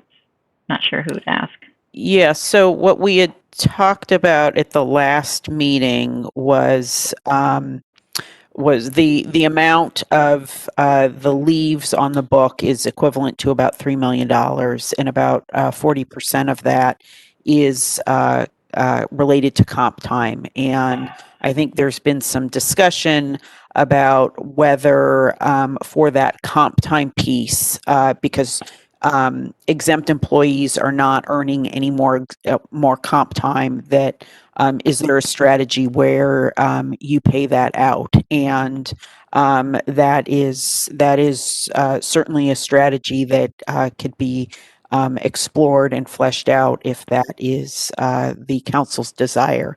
I will remind everyone that there is still an amount of leave that will be there because people sick leave and vacation time that people are accruing on an ongoing basis. But that comp time piece, if there was a payout, it would get it off of the books and then reduce the amount of that designation. It would also reduce the fund balance, but it would reduce the amount of the designation that would be carried forward year after year. And if I can just add, Council President Hunt, members of the council, I've discussed this with Mayor Pauley. She's in agreement that it makes sense to move forward with a pay down strategy. We have not yet shared that proposed strategy with the impacted staff. And so we are going to do that over the next few days, but we'll be able to come back to you next week with a strategy to pay that the comp time balance down over the next few years. So we'll have that. The mayor has agreed that makes sense, and we'll have that strategy for you next week. We just would like an opportunity to share it with the impacted employees first. Thank you both for those answers. And the reason I raised the question was because I was interested in such a strategy. So I appreciate that. Thanks. Councilmember Martz? Thank you, Councilmember Goodman. This is Councilmember Martz. Yeah, okay. We'll do this the same thing another year. After a decade, I've grown incredibly tired of saying that keeping an ending fund balance above our financial target is financially irresponsible. And I say that as somebody who wanted a higher financial target and lost that vote. And so we have a lower target, but roughly 50% of the general fund revenue is regressive. It's sales taxes, it's utility taxes, it's utility fees, and it's end user fees. And it's wrong to carry an excessive ending funds balance. We should have our budgets match our financial policies. And so I appreciate that we have had 4 finance directors in the 10 years that I've been on council, and I appreciate that Director Goldberg has a plan going forward, and I'm willing to see it. But each year that we do this, I grow increasingly concerned. And so next year, I'm going to want to see either we make movement on aligning our ending fund balance with our financial policy, or we change our financial policy. Because if really what we want is 30% ending fund balance, then let's talk about that as a financial policy for our city. I appreciate Mr. Rowley's comment about this is the lifeblood of how cities respond to emergencies. That's important, but it's wrong to year after year after year end up with an ending fund balance that doesn't close towards our financial policies. This is an exceptional year, and so I'm willing to forgo it this year, but I'm saying next year, I'm not willing to continue to do that. When 50% of our revenues are regressive, it is morally wrong to carry an excessive ending fund balance. Thank you. Deputy Council President Ray? Thank you, Councilmember Goodman. This is Chris Ray.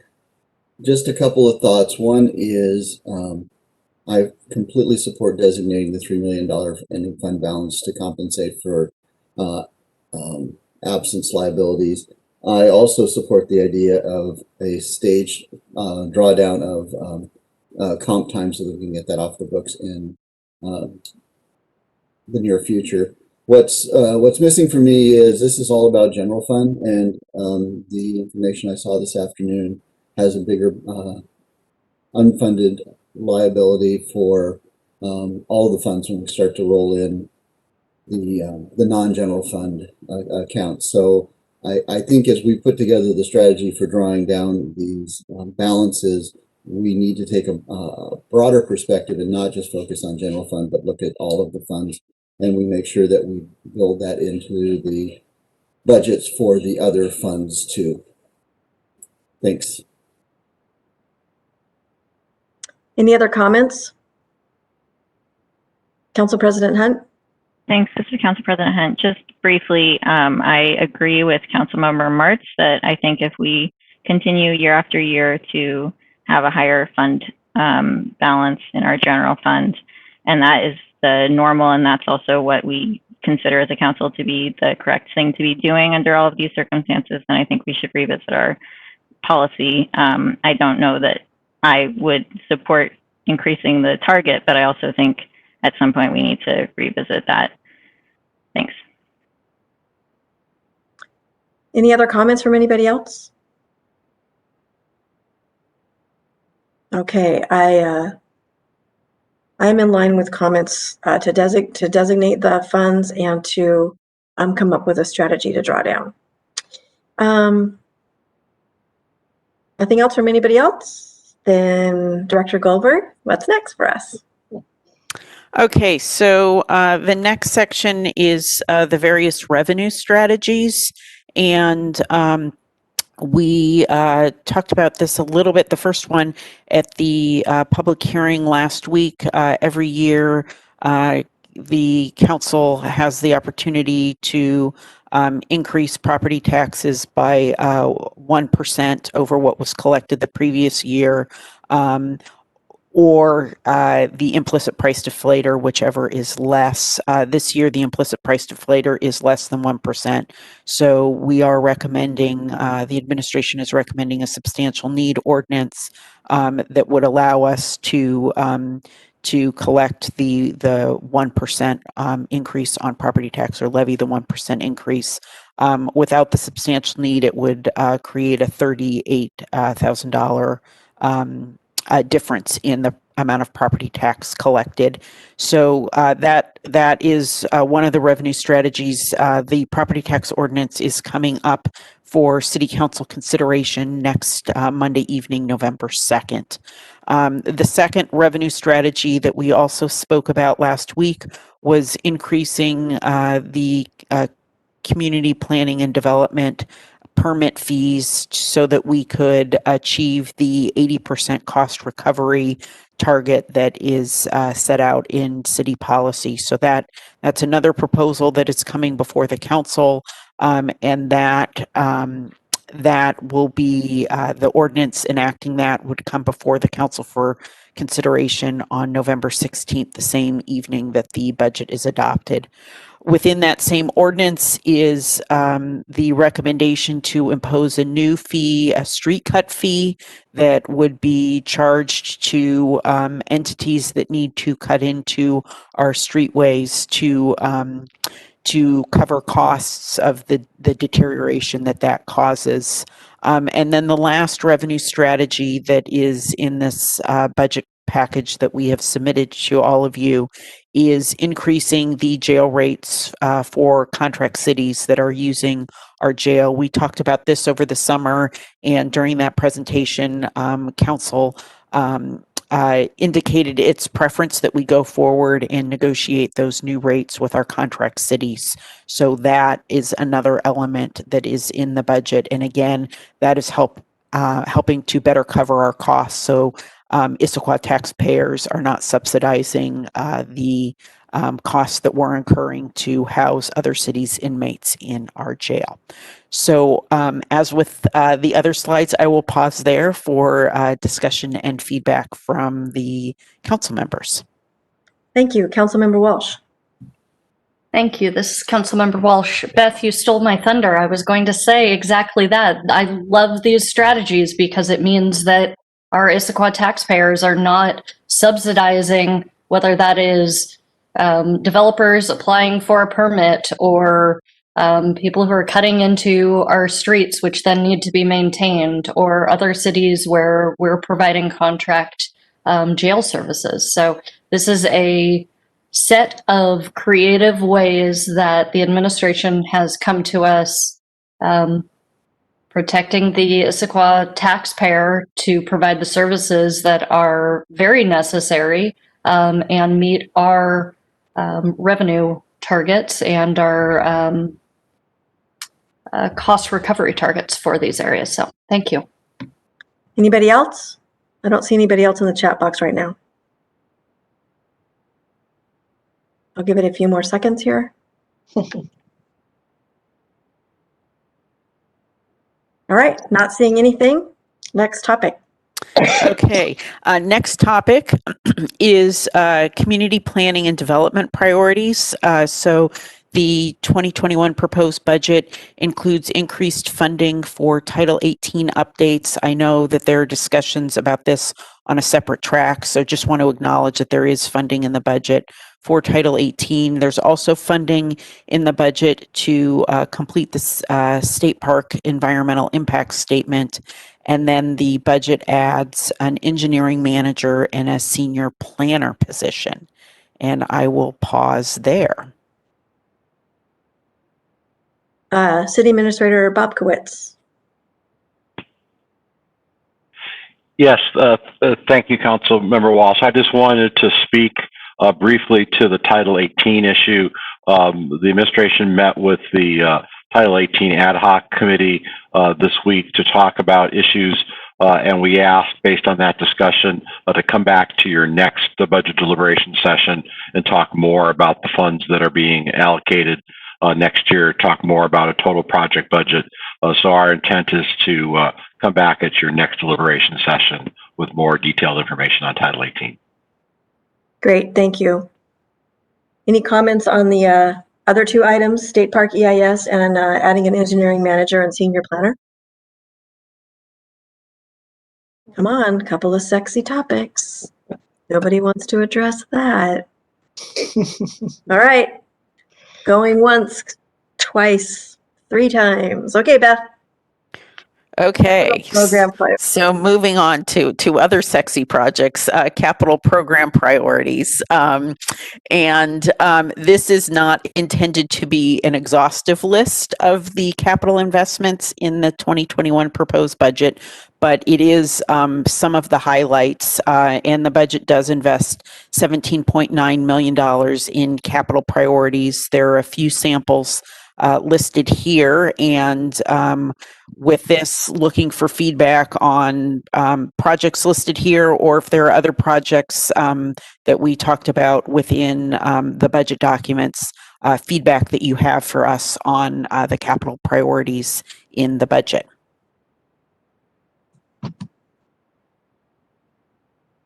Ooh, we have a taker. Councilmember DiMichele.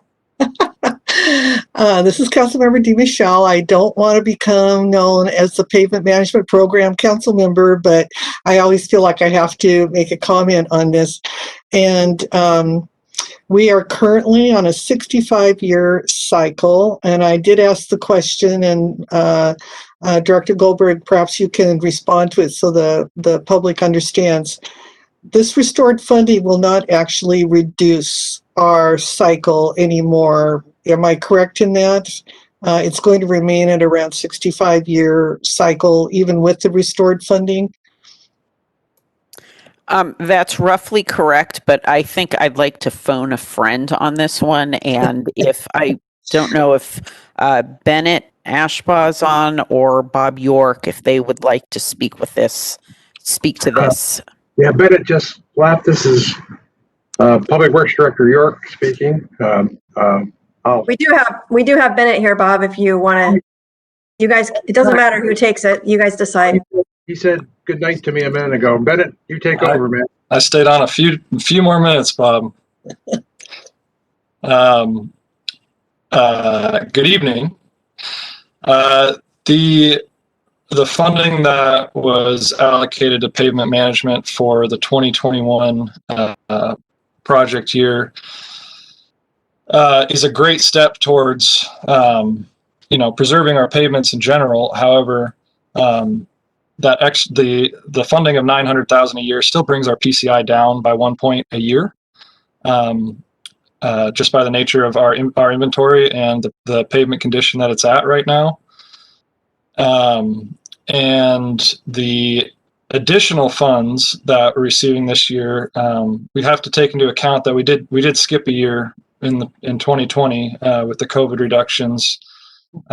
So we're still playing catch up on that. So overall, no, it does not reduce that maintenance cycle that we would have. It's going to really help us in making our program more robust and allow us to use more low-cost maintenance treatments to get on more streets in the 2021 year. So it's encouraging all the way around. But in general, the overall maintenance cycle and the PCI, it's not quite enough to bring us up a level or reduce that maintenance cycle. Thank you. And if I could make a comment, Councilmember Goodman? Of course. Yeah, I have a real concern about this because we are literally kicking the can down the road, and every year that we don't maintain our roads, it becomes much more expensive to restore them when it does come around. And this is not the year. I realize we do not have the funding due to COVID to look at this fund this year, but I'm hoping that we can start to focus on this and see what we can do in the years ahead to reduce that cycle from 65 years. And just for people in the audience, it means that if we do a improvement for a pavement project, then it's 65 years before we do another one is what we're measuring there. And I think the lifetime of a road is 20 to 25 years. Bennett, is that about correct? And I typically use 25 to 30, but yeah, it's the same difference, right? Right. Once you hit 65 years. So. Yeah. And so at any rate, next year, and we need to start looking at that fund and seeing what we can do to start reducing that cycle. Thank you. Council President Hunt. Thank you. This is Council President Hunt. I have some concerns about the things that aren't in the capital program that were deferred for this year. So there is some question and answer back and forth in the Q&A responses that Beth provided. I believe they're also with our materials for this evening. But specifically, there are a few things that we've heard about before, like the Highlands pole painting project, where we've been told before that not doing that work of replacing the paint on the utility poles in the Highlands would reduce the lifespan of the equipment. And I raise this at least in part because we have in our strategic plan that we want to do a better job, and actually one of our success measures for infrastructure would be reducing the rate of deferred maintenance for our various assets in the city. And then we also have wanting to plan for and budget maintenance costs better. And I'm concerned that if we defer a lot of things, which it seems that we're doing in this CIP plan, there's a number of projects on page 164 of the budget that are deferred. I'm worried that we're going to basically have to pay more later and also have more damage to this infrastructure. And then also, it will come up next year, at which point we don't know exactly where we will be with the economic recovery and everything else. So my concern would be with the deferred maintenance items, and that we're going to see those again with higher cost value down the road. Councilmember Hall. Thank you, Councilmember Goodman. This is Councilmember Hall. a couple comments. First, just to tease Councilmember DiMichele, too late, you're already the pavement management council member, so you just have to deal with that. Number two, I think Council President Hunt brings up a really good point. I'd like to explore that a little bit more. The response to that question was just that staff determine these facilities could be monitored and maintained, at least in the short term. And I think I'd like to hear a little bit more from administration about that.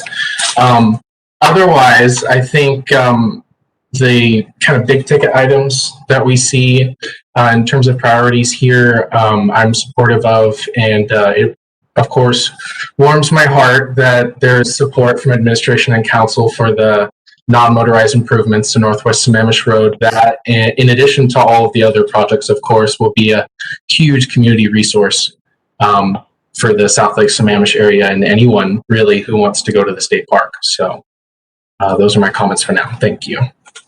Council President Hunt. Thanks. This is Council President Hunt. I did have a question. There are a few projects that are eliminated, and I wondered if somebody could explain what eliminated means. Does that mean that it was gone from the CIP, or this year it is eliminated? What does that mean?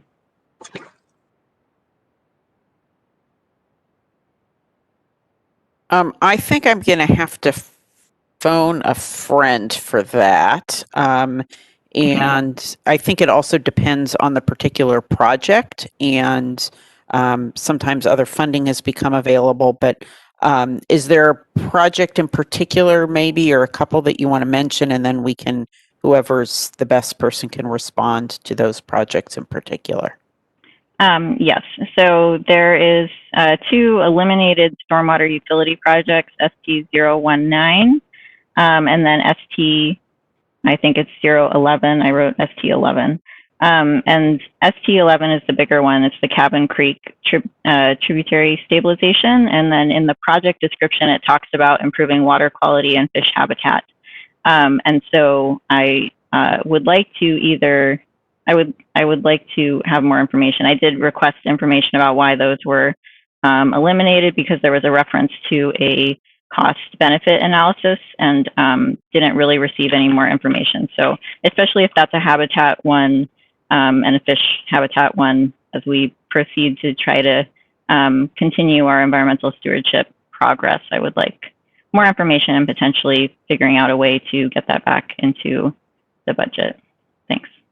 So I think for that one, I'm going to turn to Bob York to respond, but I'll say as an overview that some of this was related to the rate study for the utilities, but I'll let Bob go into more of those details. There's the thanks, and I can't turn to Bennett for this one, so I'll answer. The Cabin Creek, formerly called the Sunrise Place drainage improvements, has been looked at for several years, and yeah, it's partly because of that's a naturally, well, it's a long story, and I'd rather talk to Councilmember Hunter and brief her with separately offline here, but we think we can wait on that and not create any additional problems in the very short term, partly due to COVID related budget cuts. But I don't think if I had a conversation with the council members that are interested, I can tell you exactly what I think about the wait and see a little longer attitude about why we took that off the current CIP. Our intention, we don't think this delay causes a fish habitat problem because many of our creeks erode naturally anyway. So we thought this was a prudent measure, partly because of cost benefit, but really I can elaborate on much more detail offline than take up everybody's time tonight, if that's okay. Okay, this is Council President Hunt, and I'm fine taking it offline, but I would like to get more information on that one. And the other one that was eliminated, also stormwater utility, is the bioswale for Central Park which is also has a sort of similar description about the importance to water quality in the CIP. So I can take that offline, but then would like to just confirm what's happening with those projects and square that with the information that's been provided previously in our CIP. Thanks. Absolutely. I'll be able to address that one too after much deliberation on my part. So I can do that separately offline. Okay. Thank you. Thank and you. Just make sure that the answers go to the entire council. Thank you. Councilmember Martz? Thank you, Councilmember Goodman. This is Councilmember Martz. I just want to, as a Squaw Mountain resident, say thank you to see Hillside Park in there. In the decade that I've been on council, there's been a turnover in housing on Upper Squawk, and there's a lot of young families that didn't exist or that weren't in the neighborhood when, a decade ago, and their kids, of course we have great trailheads into unincorporated King County, but Councilmember Goodman, I'm sure, is tired of hearing how much I covet the Highlands and all the amazing parks over there, and to have a walk-in park, it's pocket change compared to what we spend on some of our parks, but it'll mean a lot to the kids in the neighborhood that they'll be able to walk in to have a play structure. So I'm very excited about this and thankful that this is a priority this upcoming year. Thanks. Thank you. I agree with you in your, it's needed in your neighborhood, but come on down to mine. You're welcome. Any other comments? Council President Hunt? Thanks. This is Council President Hunt. I wholeheartedly agree with Councilmember Martz regarding Hillside Park. It is a reauthorization of funds. It's not new funds. And so I would like to just ask the administration that at some point during next year, if we could get an update on how that work is going. It is an important project, and it has been a long time in the works, and I think really needed by that neighborhood. So if we could get an update at some point, that would be excellent. Thank you. Perhaps if a request could be as, if we could get an update just as part of an answer to a budget question, rather than having to wait many, many weeks for a presentation before the council, then at least the council will have that information and we can briefly touch on it maybe in our next meeting if we have that update. Is that okay with you, Council President Hunt? Yes, I just meant even less a less formal ask than that, just to check in on the progress, because previously we were getting those work plan updates, and as you may recall, at that time when we got the last one of those, I believe Hillside Park was on hold, and so just a status update at some point in the coming year about when this progress is, or when this project is making progress. It's more of that kind of an ask, not a budget immediate need ask. Thanks. Okay, City Administrator Bob Quicks, you've got your video on. Yeah, thank you, Councilmember Walsh, Council President Hunt. We are going to continue those quarterly CIP reports. We have one coming up in 2 weeks' time. So you'll have a full list, and we'll continue that as we move forward. Okay. Well, I'm Councilmember Goodman, and just so that that's okay. That's twice. Just want to. I feel sorry for Councilmember Walsh that you keep confusing me with her. But in any event, okay, Councilmember Walsh. Now it's your turn. I'll take it anyway. I get it. This is Councilmember Walsh, the actual. Now, if I can remember my question. I'm just going to throw myself in there with the pavement management program.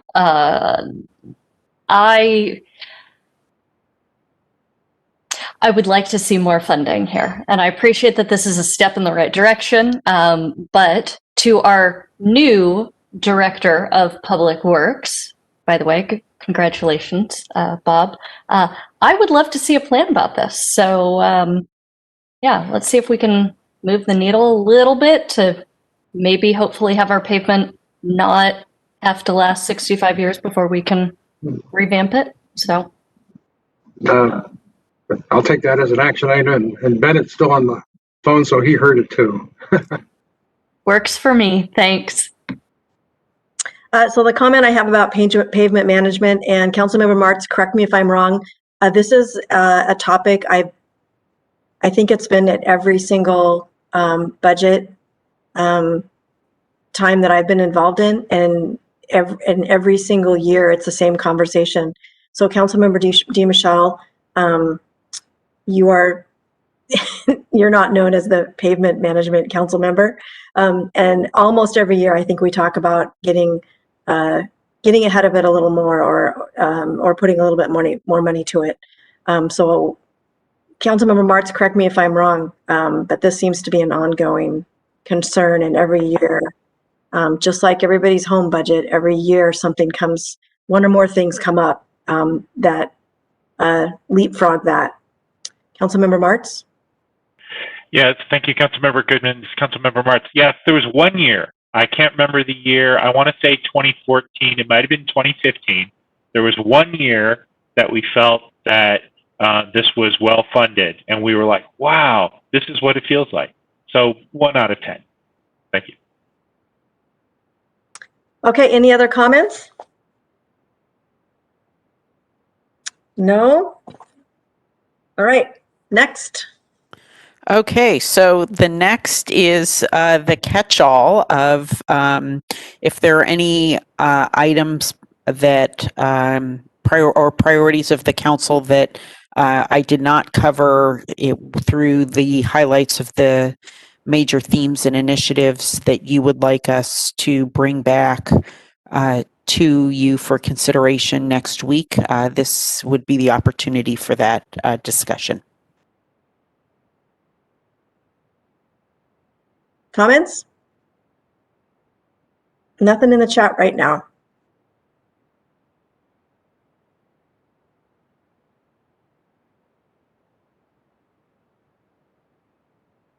No, I'm not seeing anything. Oh, Councilmember Hall.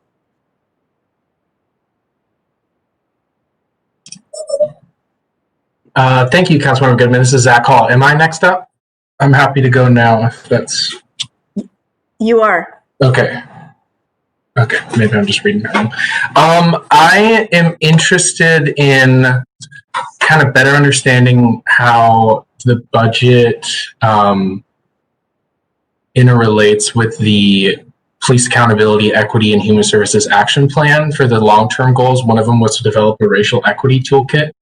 And I'm kind of wondering how that fits into 2021 budget and all that.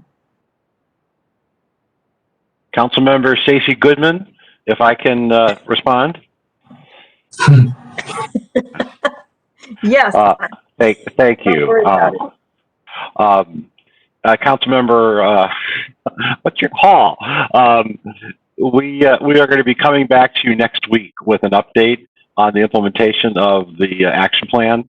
And so we'll have staff speak to the first pieces of that. We believe we have sufficient funds budgeted in next year's budget. We have money for training. We have some consultant dollars. We are already using a consultant to be helpful with the equity toolkit piece of that. And so we'll be able to talk a little bit more in detail, but we believe we have necessary funds in the proposed budget to do that.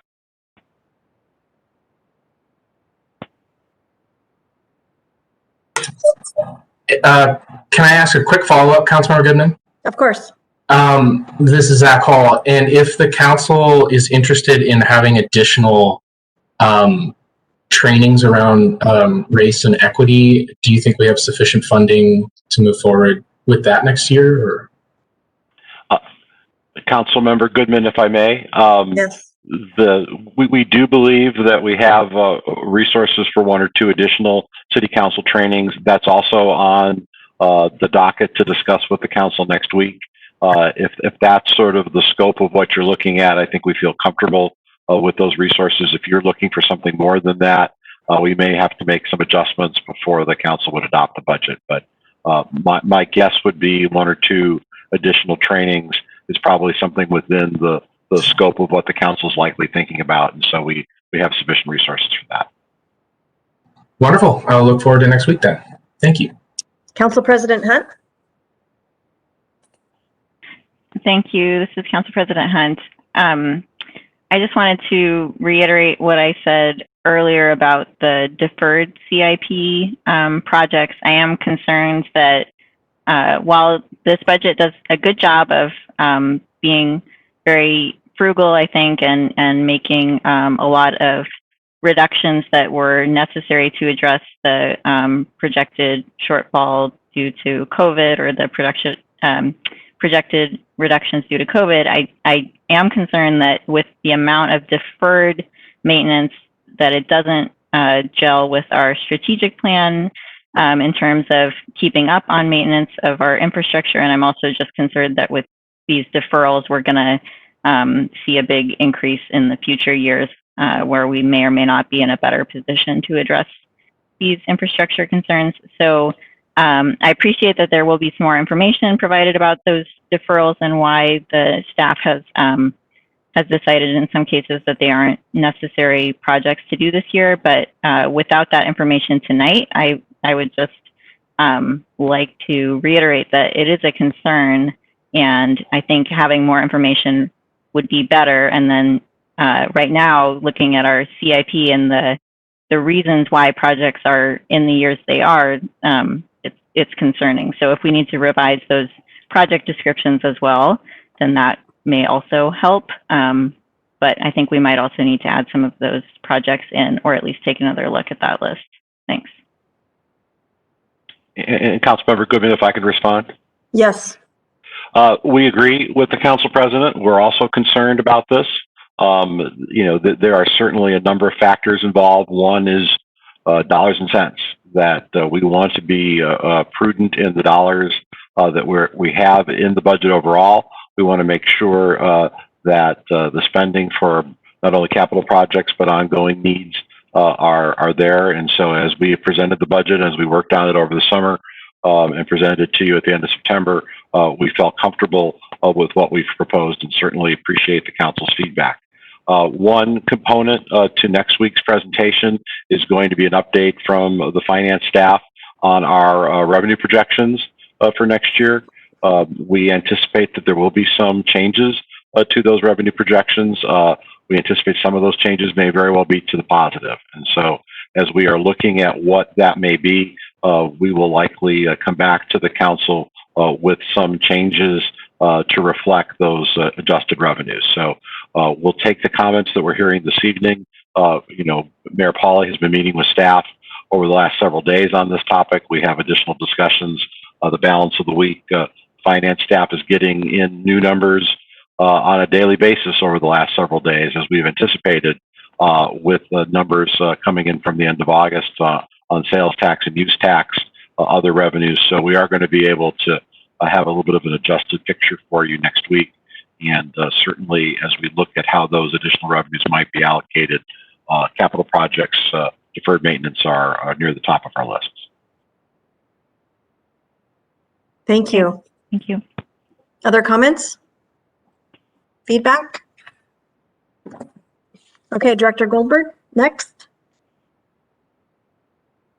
Okay, so next, and just to segue off of City Administrator Bobkowitz, I've covered all of the major topics that we wanted to cover this evening, and moving a little bit closer to the end of our 2021 budget schedule here. Next week is the property tax levy at the regular meeting on Monday, and then, as City Administrator Bobkowitz mentioned, updated revenue forecast and final budget deliberations on November 10th. On November 5th, and we will be bringing the feedback that we've heard from you this evening to that session for discussion among the council members. If we're able to wrap those deliberations up next week, fantastic. If not, we've got the opportunity to reconvene on November 10th, and then final budget adoption is slated for November 16th. And that concludes my formal comments that I intended to cover this evening. Thank you. We've got a couple of comments here. Before we go to wrap-up comments, the two other items on the agenda are council Q&A and public comments. So I wanted to ask a question about the council Q&A. Was it the intent here to put it on the agenda to give an opportunity for council members to ask questions regarding the Q&A? It wasn't, I don't know if the intent was to go through all the questions and answers, right? No, we have the information in the agenda pack. If there were additional questions or comments the council would like to make, this would be a fine time for that. If there are none, that's perfectly fine as well. Okay. Does anybody have any questions about the Q&A?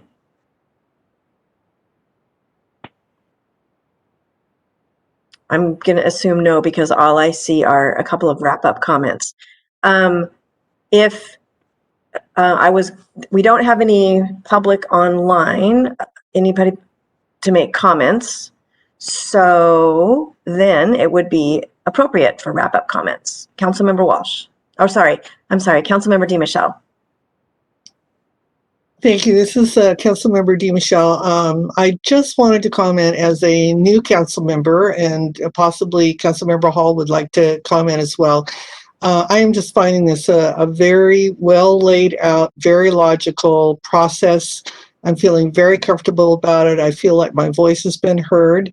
And I have appreciated all the questions from the other council members, which were very enlightening. And so I just want to thank the administration and also my fellow council members. This has been a very good process, and I'm very appreciative. Thank you.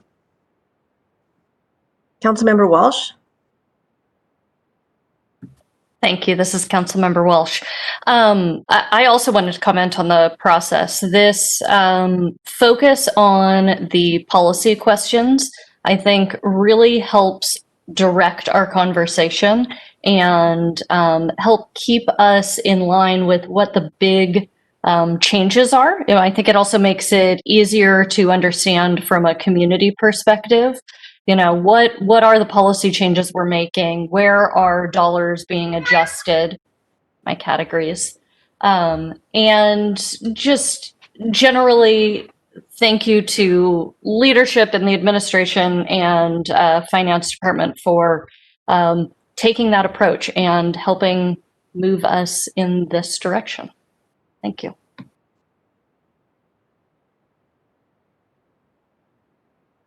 Any other comments? Well, I will agree with those two. And I don't know how Councilmember Martz feels, but having many years of these, I've just thought it was we've started heading in this direction for a while, but Director Goldberg and your staff, as well as the administration, has really, I think you all have really done a good job of taking us to a different level and helping us really advance in the area of improving the way budget's presented and the way we deliberate. It's really excellent. So thank you very much. Councilmember Martz? Thank you, Councilmember Goodman. This is Councilmember Martz. Yes, I would absolutely agree, having done this a number of times. I think that part of it is that we've had, this is in a lot of ways the integrand of a lot of conversations that have been occurring over the past 3 or 4 months. It's not like we waited to have the tough conversation until the budget was in our hands, right? There are a lot of conversations about the ending fund balance and about the role of social engagement in our budgets started happening a while ago. And so I think that if somebody from the public just tuned in today, they might think, oh boy, that council just sort of does whatever the mayor wants. And I don't think the mayor views it that way. So I would totally agree with Councilmember Goodman, but also say that this process has been unfolding. As I said, long before we had the budget in our hand, we were having some of the conversations that allowed us to have a pretty straightforward conversation this evening. Thank you. I think I would sum that up by saying ongoing transparency about what's going on, and not, like Councilmember Martz alluded to, just these sort of latent surprises toward the budget. So I agree wholeheartedly. So thank you all very much. Anything else? Still no public on the line, Clerk Eggers? That's correct. All right. Director Goldberg, do you have everything you need from us? I believe so, yes. Thank you. Okay. Then we are adjourned. Have a nice evening, everyone.